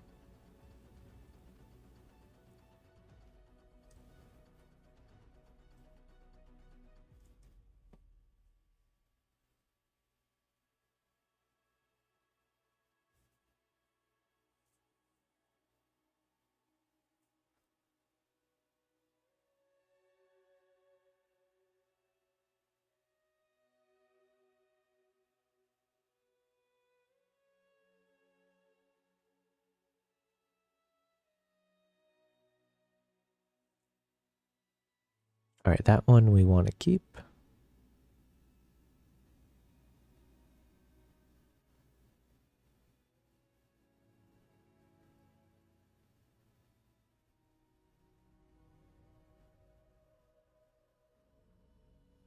Yeah, so those 3 shots for sure. This one, I mean, the baby's looking at us, so that's nice.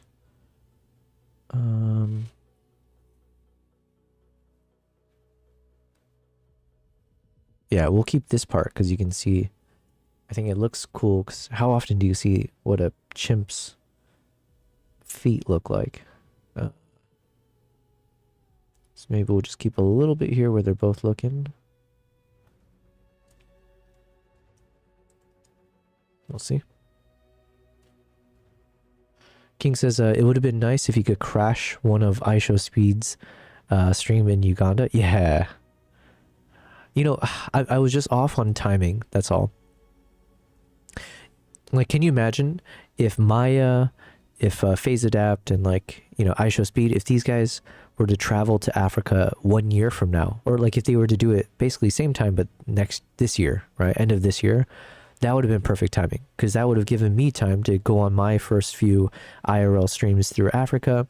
Then I was planning to then, assuming I do this properly, I was going to start pitching it out to like these big streamers and be like, hey, I've got the tech set up. I've got all the gear. I've got the relationships with the lodges. I've got it all. So if you're going to go to Africa, join me. And we've got the rigged up vehicles. We've got the rigged up setup. Halas. Or Yala, I guess. But I missed the boat on that one. But obviously it's not like too late. It's just, you know, we'll have to wait to the next stuff.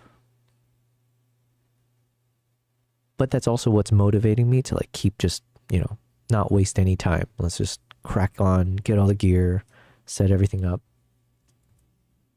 All right, so a lot of this we don't need. So maybe we just cut it here. A lot of this we don't need. Maybe just that yawn.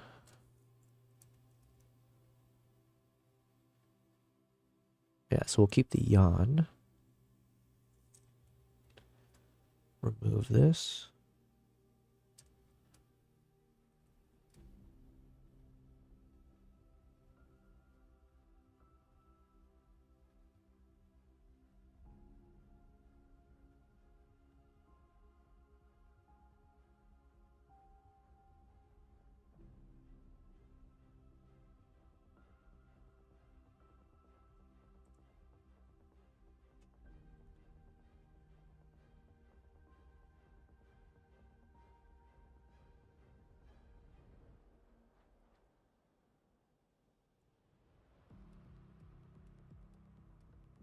And then some of this I might need to cut out because, yeah, we're already past 4 minutes, which is a little bit longer given that we have so much more here.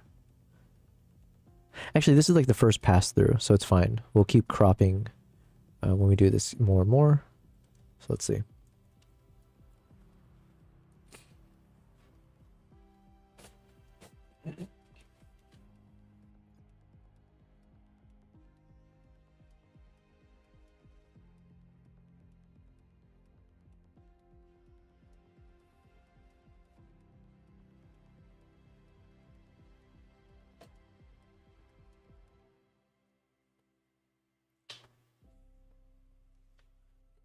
So a lot of that we probably didn't need. This one is nice.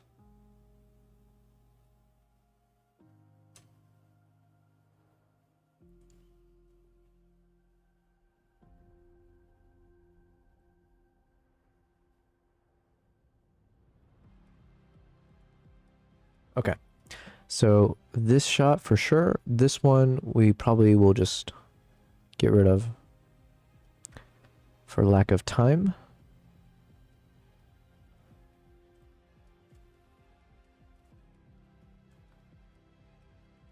So that's nice. This one looks nice. And part of me is thinking that the mom shots, like with the baby and the mom, that could be nice to show at the very end, possibly.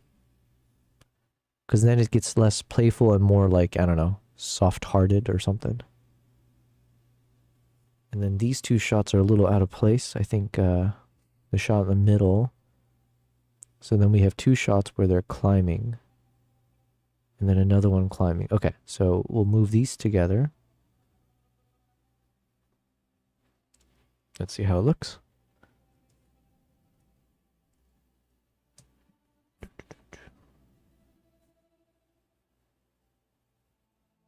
Oh, and then I should start this one first.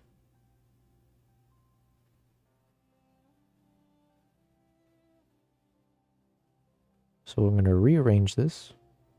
Because I think that one that we started with, we see the chimp go all the way to the top. So we'll start with these two at the base of this tree.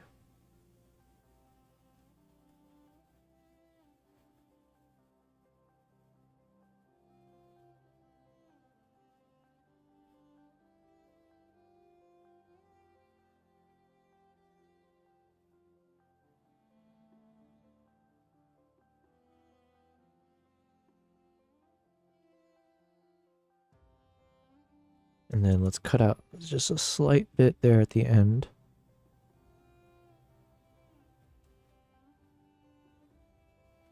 And I feel like these three shots should be pushed a bit earlier.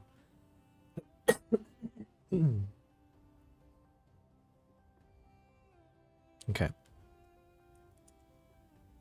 So in my opinion, these shots will need to show it before... Oh yeah, and then we have two... Yeah, okay. So I'm going to put these here.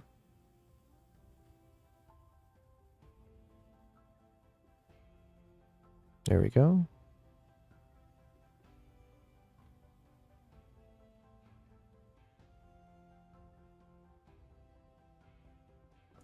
Okay, let's let it play out, see.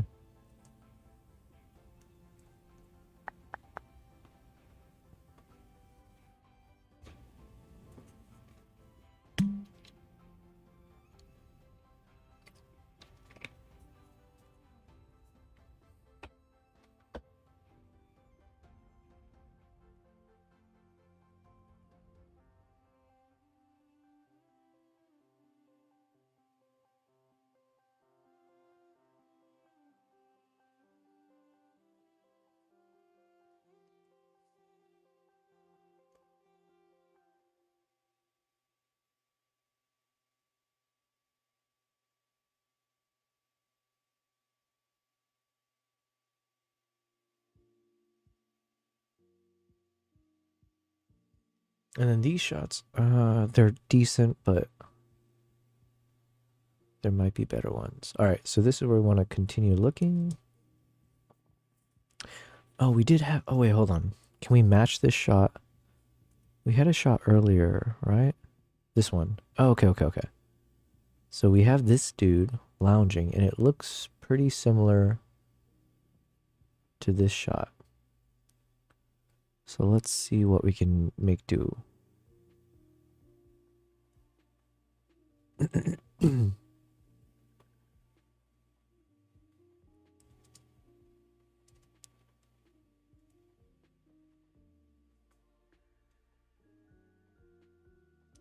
Like, if I could crop in here, let's see. But then he also sits up. And then most of this we probably don't need. It's a question of, do I want to keep this moment here?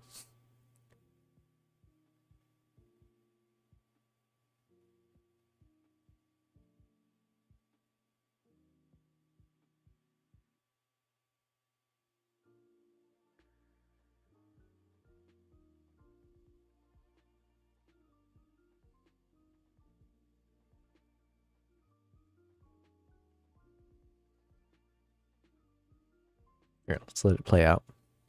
I'm kind of stuck on this one. And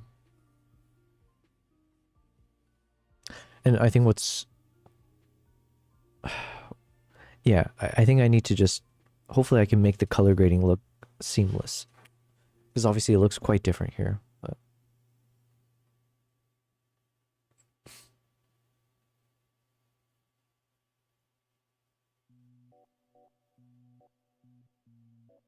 But I do like this shot. Color grading aside, I feel like the posing here looks nice. There's a decent amount of animation. It's in focus. It's doing a little pondering pose.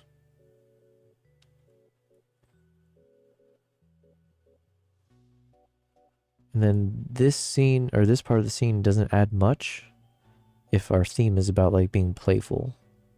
But, so we can crop this part out possibly.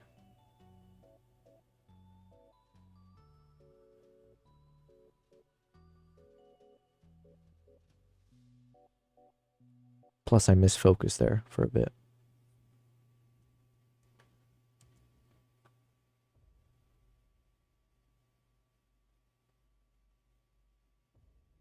So what if we cut here?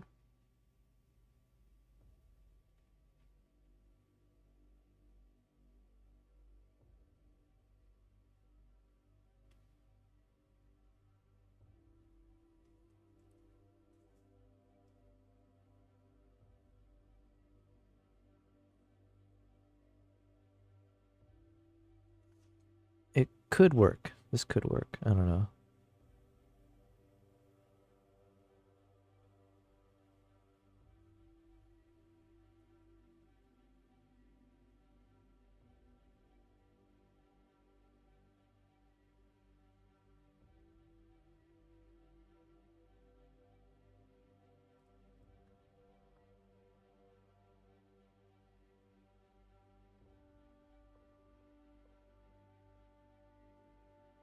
So I still feel like these shots here should show up later, maybe towards the end. Let's keep looking.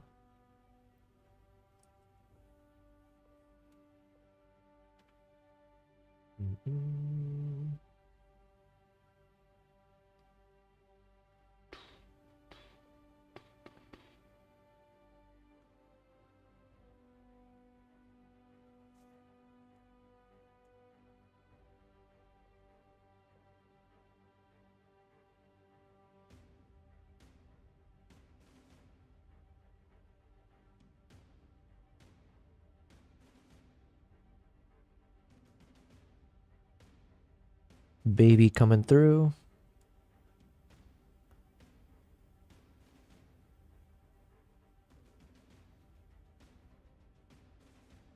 I think this is the youngest one, if I'm not mistaken.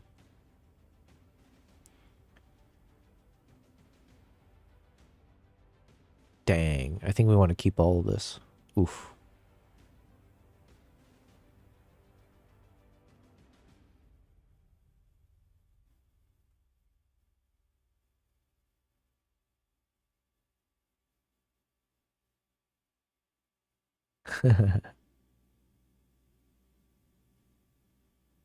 Okay, actually, this whole scene here, I feel like needs to be definitely put near the front.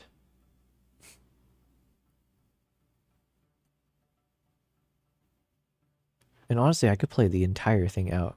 This whole thing is fun. Because now you're seeing like the dynamic of all three of them. And they're all fairly young, right? They're all juvenile.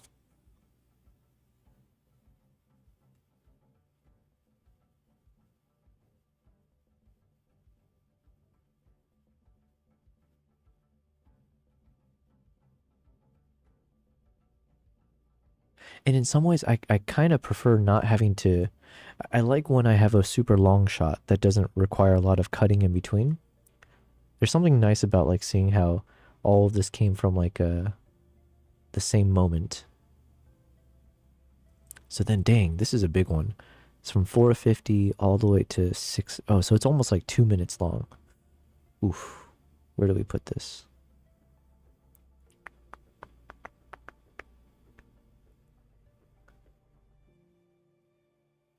I want to put it somewhere towards the beginning. So if we got, okay, we get chip number 1 doing the stomp.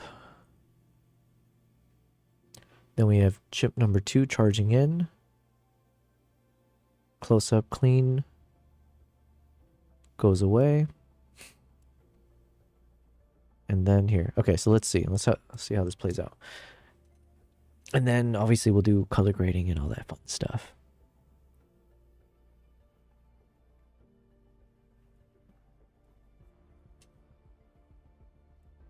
Baby takes off.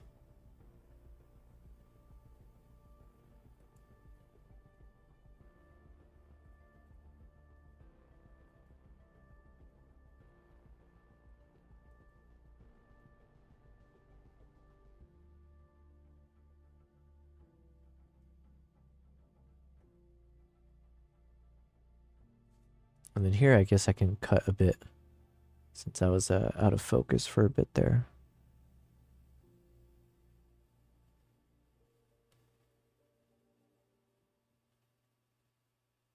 All right, so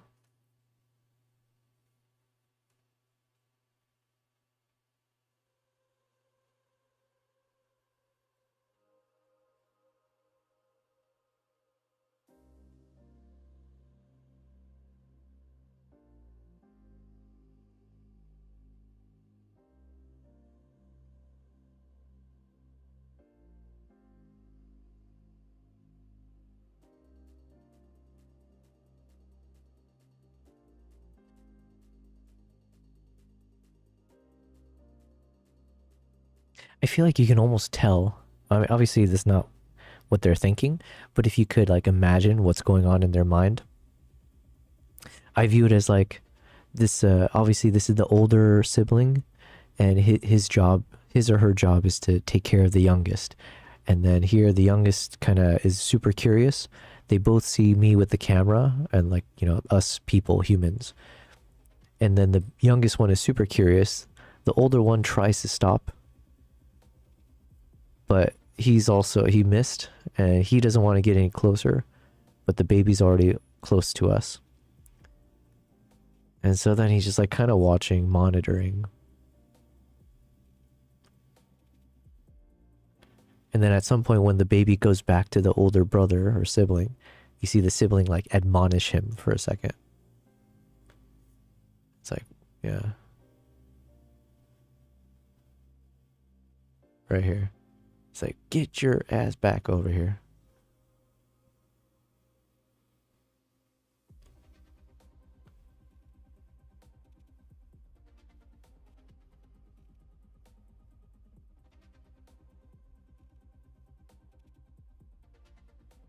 Yeah, I think this is definitely a scene I need to just keep. It's a nice one. It's, what was it, 2 minutes long?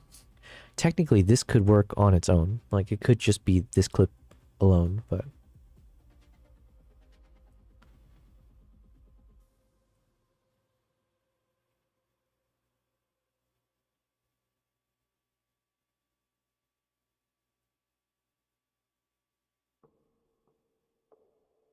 And then that last part, maybe I'm open to getting rid of some of this.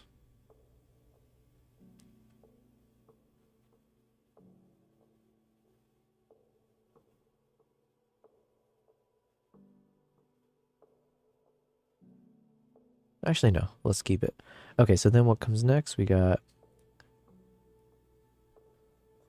more lounging. Lounging. Close-ups.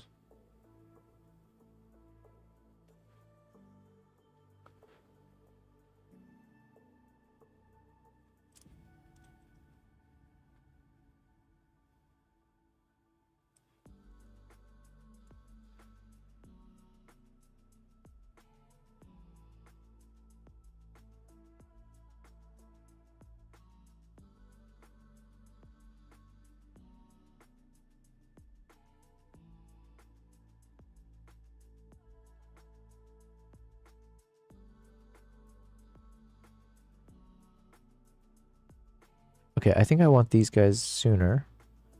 Because we had all these shots where the chimps are just kind of lounging.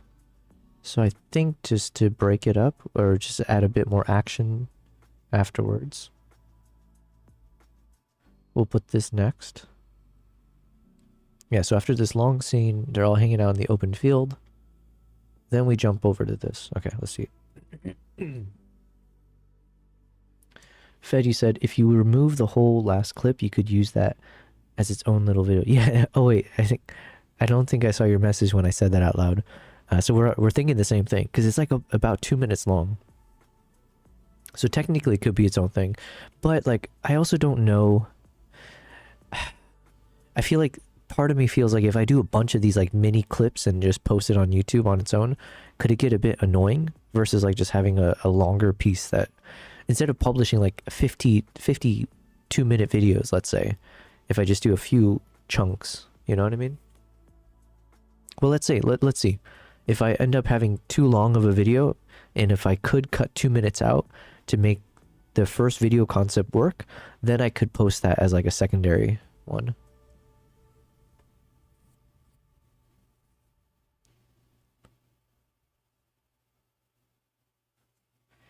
Yeah, so we're gonna show these clips first.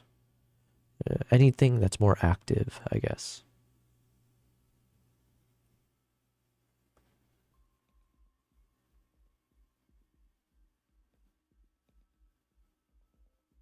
Smack.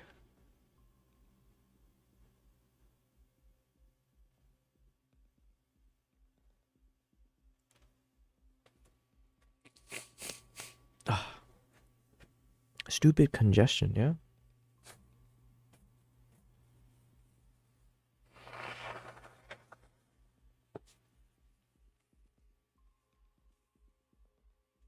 Man, how come it takes me so long to recover from just like nothing? This is the This is what happens when you get older, yeah? All right, so all of that I think works. Then we got our next scenes, which are like lounging. So maybe we'll find some new shots that should be closer up. Okay, so these are some of the new shots. Let's keep looking.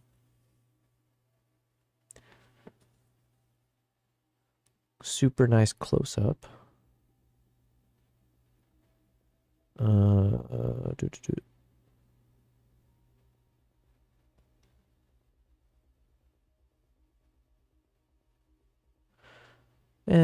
I'm not feeling this one as much as some of the other shots we got. It was promising at first, but I think the stabilization looks nasty. Let's see. What does it look like without? Hold on.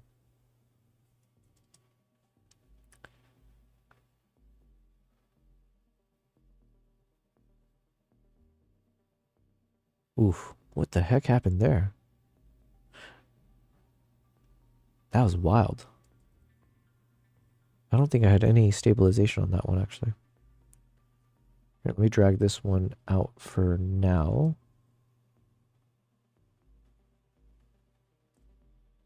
Yeah, but that could have been, I don't know. Maybe that was like the IBIS going crazy.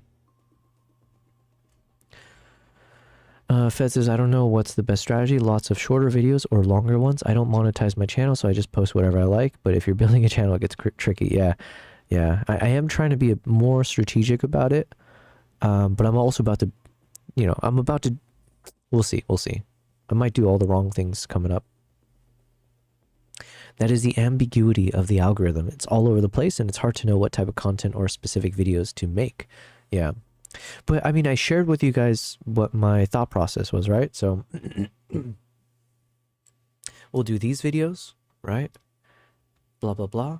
But with the overhead shot, as I'm lying on the ground and talking, I don't know yet if I'll do properly lying on the ground or not, because I don't want it to look super stupid, right?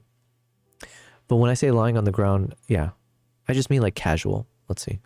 What's up? We got someone in the TikTok side saying hi, but I can't see your name.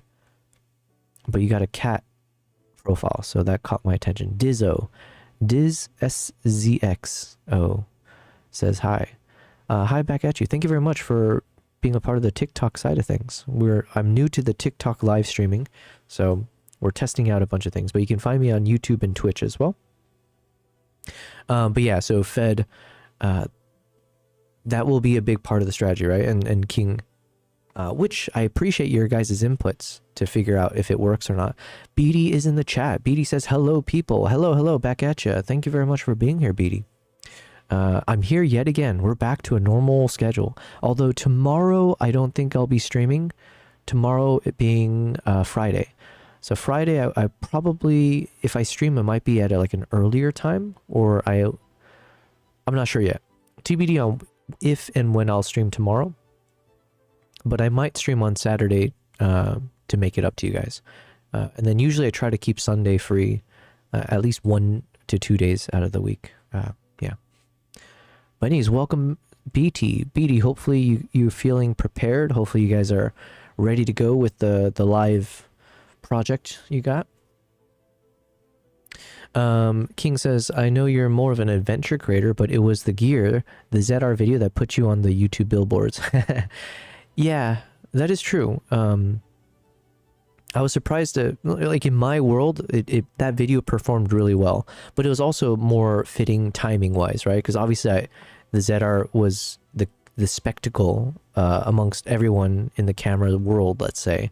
So thankfully my video caught enough people's attention to strike the algorithm. But with my size, it's like, I can't keep saying that, because I think that's also a crutch for me to use that as an excuse.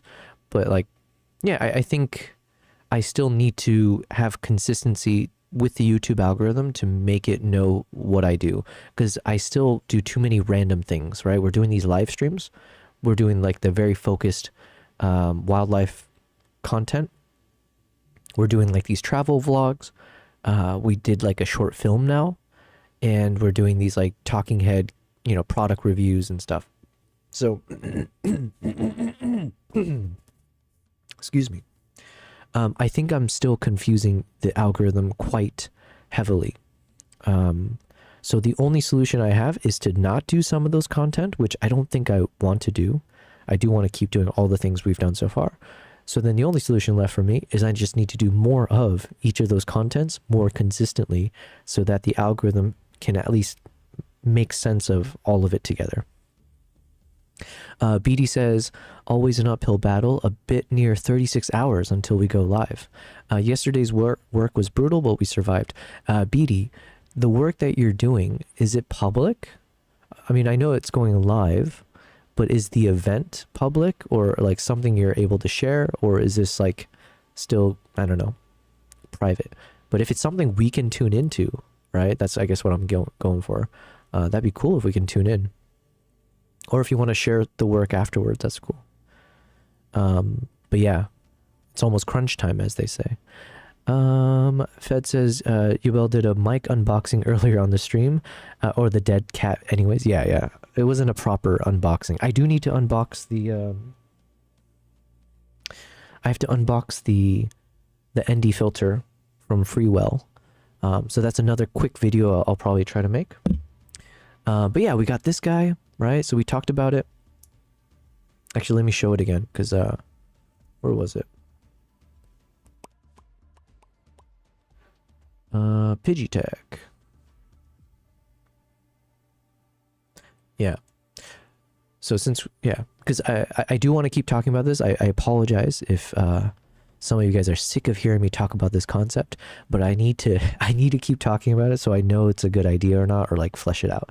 But yeah, I think doing this overhead shot, and then right here in this opening here, I was thinking this is where I'm either like lying down.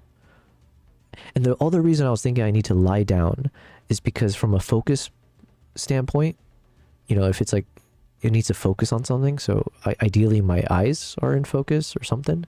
I don't know. I need, if I'm standing, yeah, I don't know. It's tough for me to say. But I figure if we use this shot, let's see.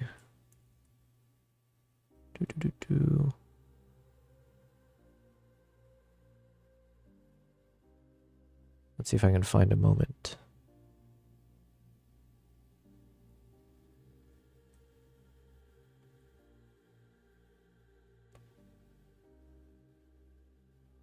Yeah, so kind of like this, right?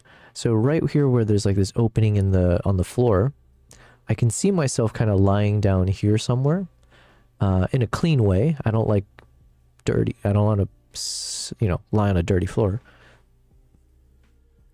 BD says it's also very weird because there's so many onlookers because we were right in the middle of the city square, but it is what it is. Oh man, that sounds exciting.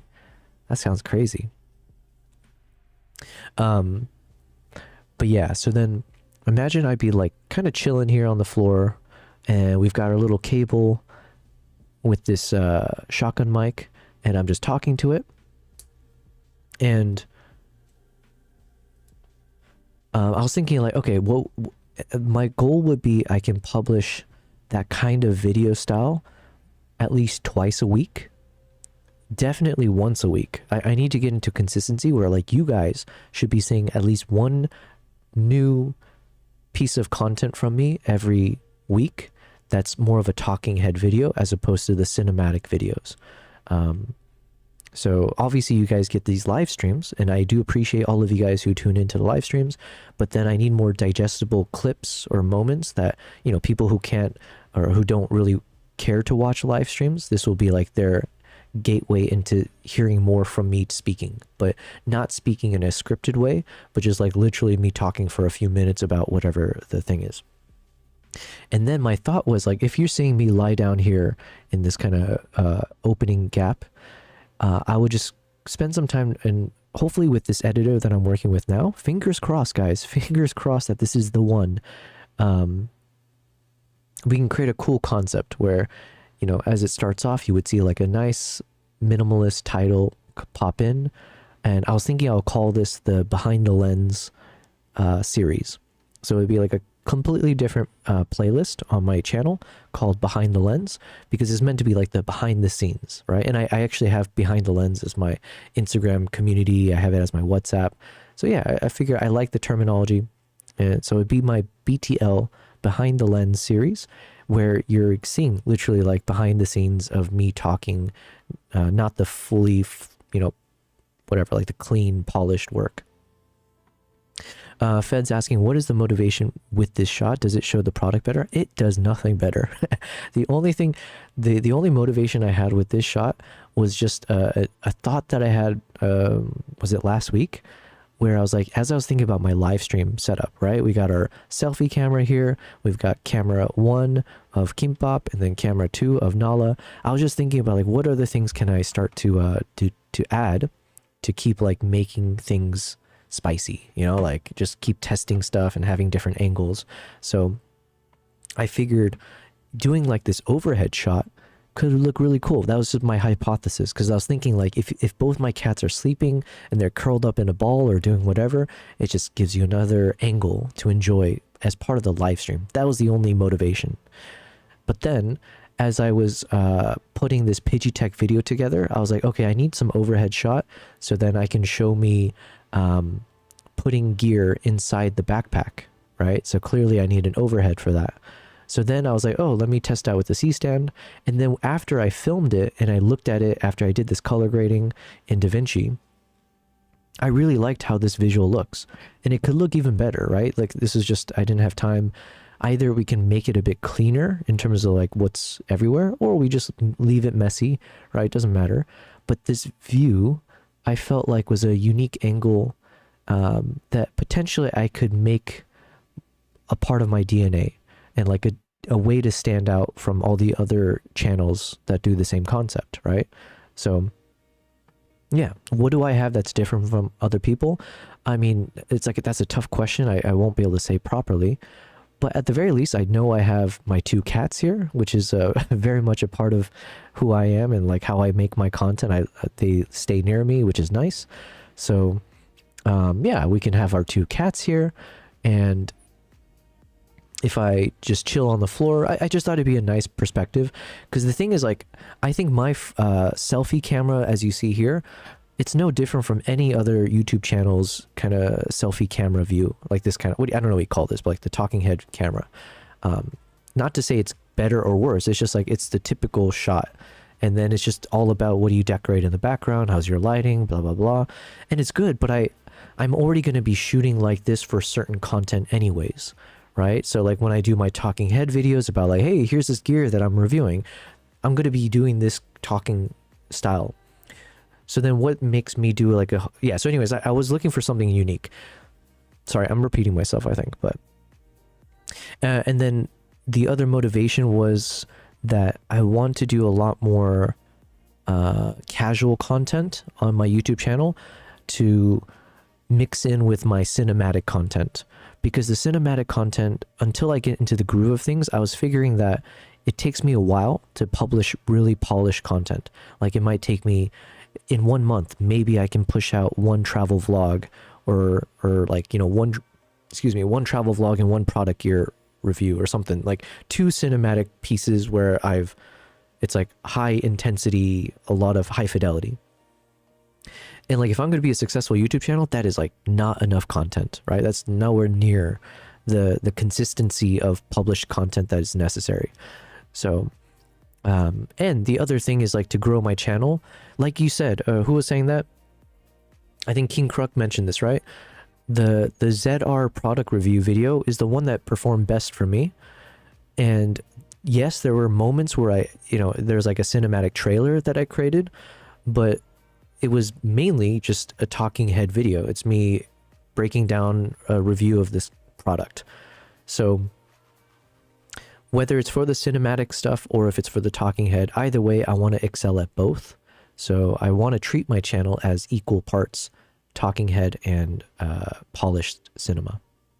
So yeah, so anyways, so with that in mind, I was like, okay, if I can leverage this shot, if it can look nice, and if it doesn't look too tacky, if I'm like, lying on the ground here chilling and then like talking to a microphone, then I can use this as a format, which becomes like a visual cue right? So then every time you see a video where I'm like, where you see this shot, you know it's part of this series of like the behind the lens, where I'm about to spend like 3 minutes or 5 minutes just breaking down something from my travels or some insights or whatever piece of knowledge I can share. So Fed says, yeah, I get the motivation behind all the other angles. Harold Balder was in a bar in Osaka where there was a second half floor. He went up there and he filmed down on the bar. Oh, that's so cool. I wish I had a balcony concept. And he filmed down on the bar from above. Was a cool shot from high above. Yeah. I think these like overhead shots, I'm late to the party, basically. I didn't really think about these overhead shots in any sense because it's just like hard to set up, right? It does require extra gear, or you need to be able to have something where you can place a camera, you know, high up. So thankfully I have the C-stand. I do have a bookshelf. I could put stuff there as well. But yeah, it's a little bit harder to set up an overhead shot compared to, you know, this like eye level shot or whatever else. So you don't see it as much. And it's usually like, I feel like usually people use it for like B-roll, right? It's not meant for like the primary shot. So I figured that could be a nice little twist where I make the overhead wide angle view be the actual primary shot more than anything else. And because I'll have a microphone, whether it's a wireless or like this shotgun mic, you don't have to worry about the audio quality, because obviously if I was filming with the camera far away, that could be one concern. But no, I got the microphone. Well, it'll be synchronized. And then what I need to work on is that with all this wide angle space, obviously there's a lot of negative space that I could use to put like, so let's imagine maybe one of the first videos I make as part of this series is where I break down the first moment. What was the moment that got me inspired to pick up photography, right? So I could just like, it's just like a little bit of like sharing a personal story of how I got into photography. And let's say it's like 3 minutes or 5 minutes long. Well, as part of that, you know, I would break down like one of my travels where I went to Costa Rica and I saw this like crazy view, blah, blah, blah. And I took a photo on the iPhone. So I have a whole story, which I can share off the cuff, right? It's just my memories. But as I'm talking about this moment that I captured, then over on the right side here, you can imagine the photo of the sunset that inspired me to get into photography. It could show up here. So there's enough empty space, or there's enough wide space here where you could pop in some B-roll overlaid on the same scene. So it doesn't have to like jump all the way to a full screen of something else. Yeah, so if I'm talking about a photo, the photo can pop up here. If I'm talking about a video, the video can pop up here. Text can show up nicely, so you can have a bunch of text that syncs with whatever. If I'm saying something profound, can you imagine me saying something profound? That wise words of Yobel, when I say it, you know, you can imagine the text would animate over on the right or on the top left. Yeah, so like this gives enough space. There's enough real estate here to then do some punchy overlay stuff and animation and edits. If I get a good editor, because I don't think I have the skills to do that properly. And that's where I was hoping to find someone who can do it. Fingers crossed with this person. Excuse me. Fed says, you do manage to get another room or area out of this angle, out of a small apartment. So we can call that motivation. You suddenly have another little studio space. That's a really good point too. You need to get very creative to maximize space to make studio angles. Yeah, so I agree with both of you guys. I didn't properly think of it that way. Like we're thinking about it with the cat cameras, right? We get these different views of my apartment, and it's like I'm using like what? This one's at around 40 millimeter focal length, and then the cat Kimpop's is like a 50 millimeter. So it is cropped enough, or it's tight enough that it kind of gives you like a different vibe of the space. And then with this one, you get like the full wide angle. So yeah, even thinking about that, to your guys' point, maybe I could create a series from my living room, right? Hold on, which camera? Oh yeah, I was trying to go to this one. So I could do some, yeah, I mean, there could be some ideas where I film from my couch in the living room space for like a mini series if I have like certain subtopic of things So then it becomes a visual cue. Anytime you see the camera set up over here, okay, he's about to do the talk about blah, blah, blah. And I don't care about it, so I'm going to skip the video. Or you'll be like, okay, it's cool, it's that time. And then when you see the shot overhead, you're like, oh, this is when he's going to talk about blah, blah, blah. Yeah. So I think there's something about these like visual cues that I need to make better use of, for sure.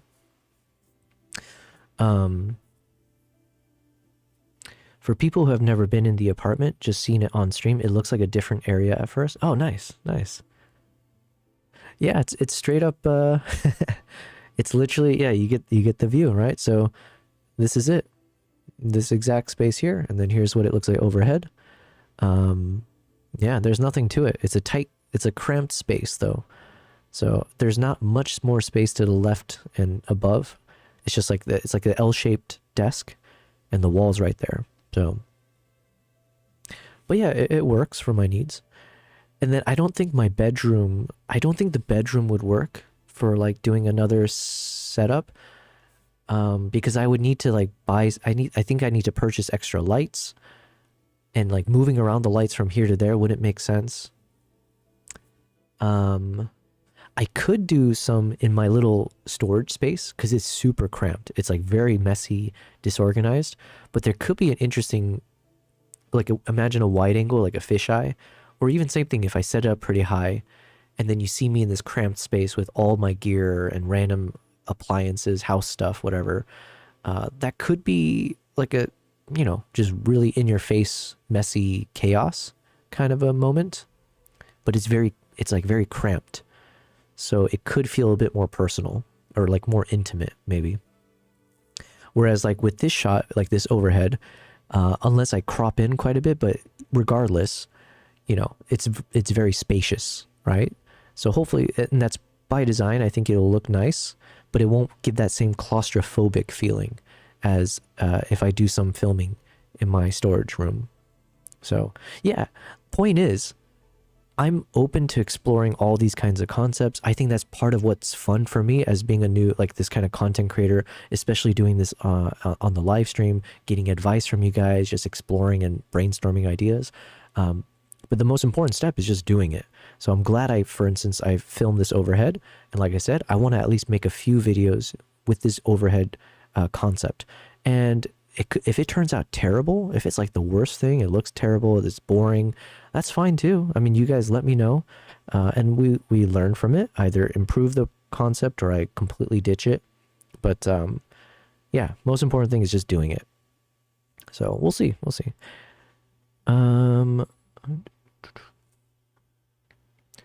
Fed, you said you live there and set up the angle, so for you it's just a view from above, but we don't actually know what your floor looks like, etc. until we saw that angle. That's a good point. Yeah, I guess, well, hopefully you guys enjoy this view. Yeah, so I could do the same thing in the couch. Huh. I mean, the couch is the couch, but it's, the way I've set it up, it's like it's a square.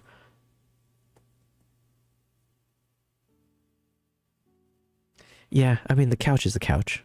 It could look nice, because then obviously now when I'm lying on the couch, it makes more sense. Like for me to look up at the ceiling, lying down, having me do that in a couch would make more sense. So I could do that there, and it would feel a bit more realistic maybe? I don't know. But there's something about this setup here that I do prefer, because it's got the warm lights, you got a little bit of the bookshelf, you've got my desk space, so you know this is like my work area. And then, yeah, it's just, I might readjust a few little things here and there. But yeah, these are the thoughts. Why was I talking about this again? Sorry, I forget. We were doing my chimp edits. Oh, I think maybe BD was in the chat and I was talking about something. It doesn't matter. But yeah. Right now I'm fleshing out the first few concepts, and I will hopefully I'll publish this fairly soon. First, I'm trying to work with this editor and see if we jive, and if well, it's not just jiving, it's also like I gotta figure out how much he costs if I have him on retainer, let's say. So imagine, in the best case scenario, he's amazing. He gets the edit for this Pidgeotech backpack video really exactly as I'm looking for, or even better. And then ideal number 2 is that we can work on a retainer basis, and he's able to help me punch up a number of these. Like, just all I need is a nice template with a few kind of like a title intro, and then just adding a bit of B-roll here and there. And then, yeah, it's just up to me to film a bunch of these moments and then make it. Yeah, I don't know. Okay, I've been spewing a bunch of nonsense here, but I like this shot. So then what does that mean for you guys? On the YouTube channel, you'll continue seeing shots like this, where, you know, I'm doing the talking heads, I'm doing some reviews or whatever other concepts. Then we're going to see content like this, where, you know, we're chilling in here, and then overhead shot as I break down like moments in my life, the little bit of the stories of my travels or anything relevant. And then and then I want to start doing those photo edits. So that one I was thinking I might do. I was thinking, oh yeah, you can see my living room here a little bit.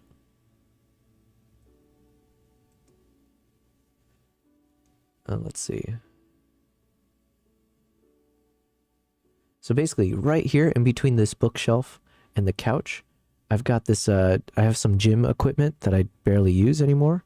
And the cat water fountain and some of the cat bowls are back here. So this is where Kimbap eats his food.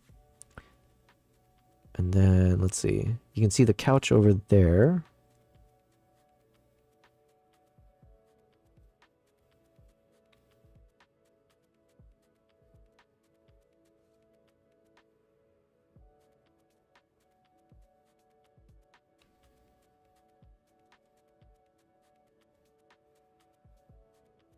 Yeah, maybe that's as good as it gets. Yeah, I'll do a proper video later.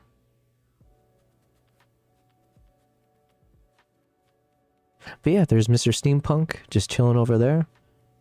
All the cables and stuff, which I need to clean up. That's my place, man. This is where we do our streams. You said, oh yeah, now I remember you did actually show us a bit on another stream. Yeah, but I didn't do like I haven't done like a proper one. But yeah, as I learn how to do like IRL streaming a bit better, maybe I can do that. I guess I could just use my phone and just show you guys around at some point. Yeah, why not? Oh yeah, so the other thing I was thinking of doing was, and this is where I was thinking maybe it makes sense to combine with the live stream, which is, can I mix in, or can I clip moments from my live stream to turn into YouTube videos, right? And like maybe just getting an editor to help me have a punchy intro, and that's it, right?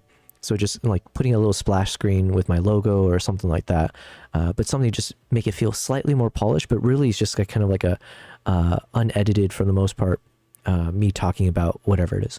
And so the other kind of series that I was thinking of creating, right now I'm just coining it the lazy edit, but it was where I was just gonna actually edit a photo start to finish.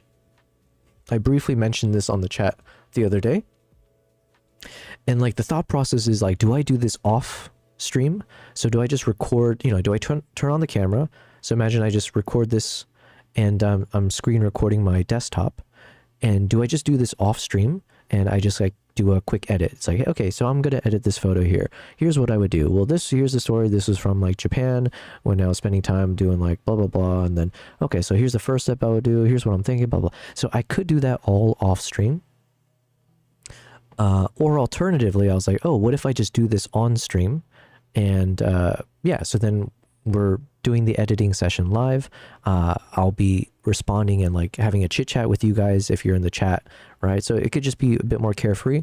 But then by the end of it, we do end up with the final product, and then we show a before and after. So I was thinking I might try, I don't know. I was thinking it could make sense to do that live, like during the live stream, and then just have it clipped as its own section that can be published onto YouTube. And then a couple issues with that could be that the resolution won't be so good because I'm streaming in 1080p or whatever. So then either I need to figure out, can I actually do the live stream in 4K so that this section here as part of my live stream can be better quality, or I guess manually I might just from my monitor, I might just have to do a screen recording, but I don't know if that causes issues with the live stream. So there's like a bunch of these technical questions that I don't really know yet. But those are some of the thoughts that I'm trying to figure out. It's like, okay, we can do this like a lazy edit series, and that way that could be its own playlist on my YouTube channel where you just see me doing some photo edits. And also I was thinking like video edits. So it's like, hey, here's how I'm going to edit this footage. And it's parked into a playlist for people who want either somewhat of like tutorial videos or just kind of showing behind the scenes of how to create what I create. Yeah, and that's completely separate from the polished work. Anyways, thank you guys for listening to me break down and brainstorm during a live stream. But yeah, that is what it is. Okay, it is now 11:47 p.m. So I think this is probably a good time for me to... Oh my god, these like... I've been seeing a fruit fly every single day, so now I'm nervous. Because I wonder if that means like... And I just got my apartment cleaned up properly yesterday. But I'm worried that like... Did my cats throw up somewhere that... unbeknownst to me, it's somewhere. And I've been sick, so I can't even smell properly. Not that I could before. But I'm so nervous now. Like, did they take a dump somewhere? Or throw up? Or pee somewhere they shouldn't have? And this fruit fly has just been... Because I've been killing one fruit fly every day for like the past 4 days. So I've been doing my part, okay? And I just saw one fly by, so okay, I might have my own issue to take care of. Okay, what was I saying though? Oh yeah. So thank you guys. Thank you for a wonderful stream yet again. And what else is gonna have it? So tomorrow, like I said, I may or may not stream. Tomorrow I might do a co-working stream. Because if I might be unable to stream in the late afternoon / evening tomorrow. So maybe I can do like a stream throughout the morning time if I wake up and am productive. Otherwise, I might stream on Saturday, or I'll see you guys again at the start of the next week. Yeah, I think that's the right schedule. Cool. So first thing I'm going to do is over on the TikTok side, let me say thank you guys. I appreciate your presence. Hopefully everything worked out all right. I know I was having some issue with well, apparently I broke some rules of TikTok, so I'm going to have to review and make sure I'm not in proper trouble there. Otherwise, yeah, thank you guys. Let me go ahead and end the TikTok stream now. Cheers. And now. And then for the rest of you guys, again, thank you guys. Fun stream. BD, best of luck to you. It sounds like you got a lot more work to do and coming down to almost the 24-hour mark. So fingers crossed that you're able to take care of all that. Fed, you said make a fruit fly trap using vinegar in a glass or cup. I have two. Or I bought these like silly little... They look like apples. They're on the top shelf. And you pour in some kind of like sugary substance inside and it traps the flies. But clearly it's not doing the job. I got two of them set up and I'm still seeing a fruit fly every day escaping or something. So, yeah. But I appreciate it. Maybe I should try some vinegar. All right. Thank you guys. I appreciate it. And I will see you all, if not tomorrow, I'll see you in a few days. Cheers. Happy almost start of the weekend. Cheers.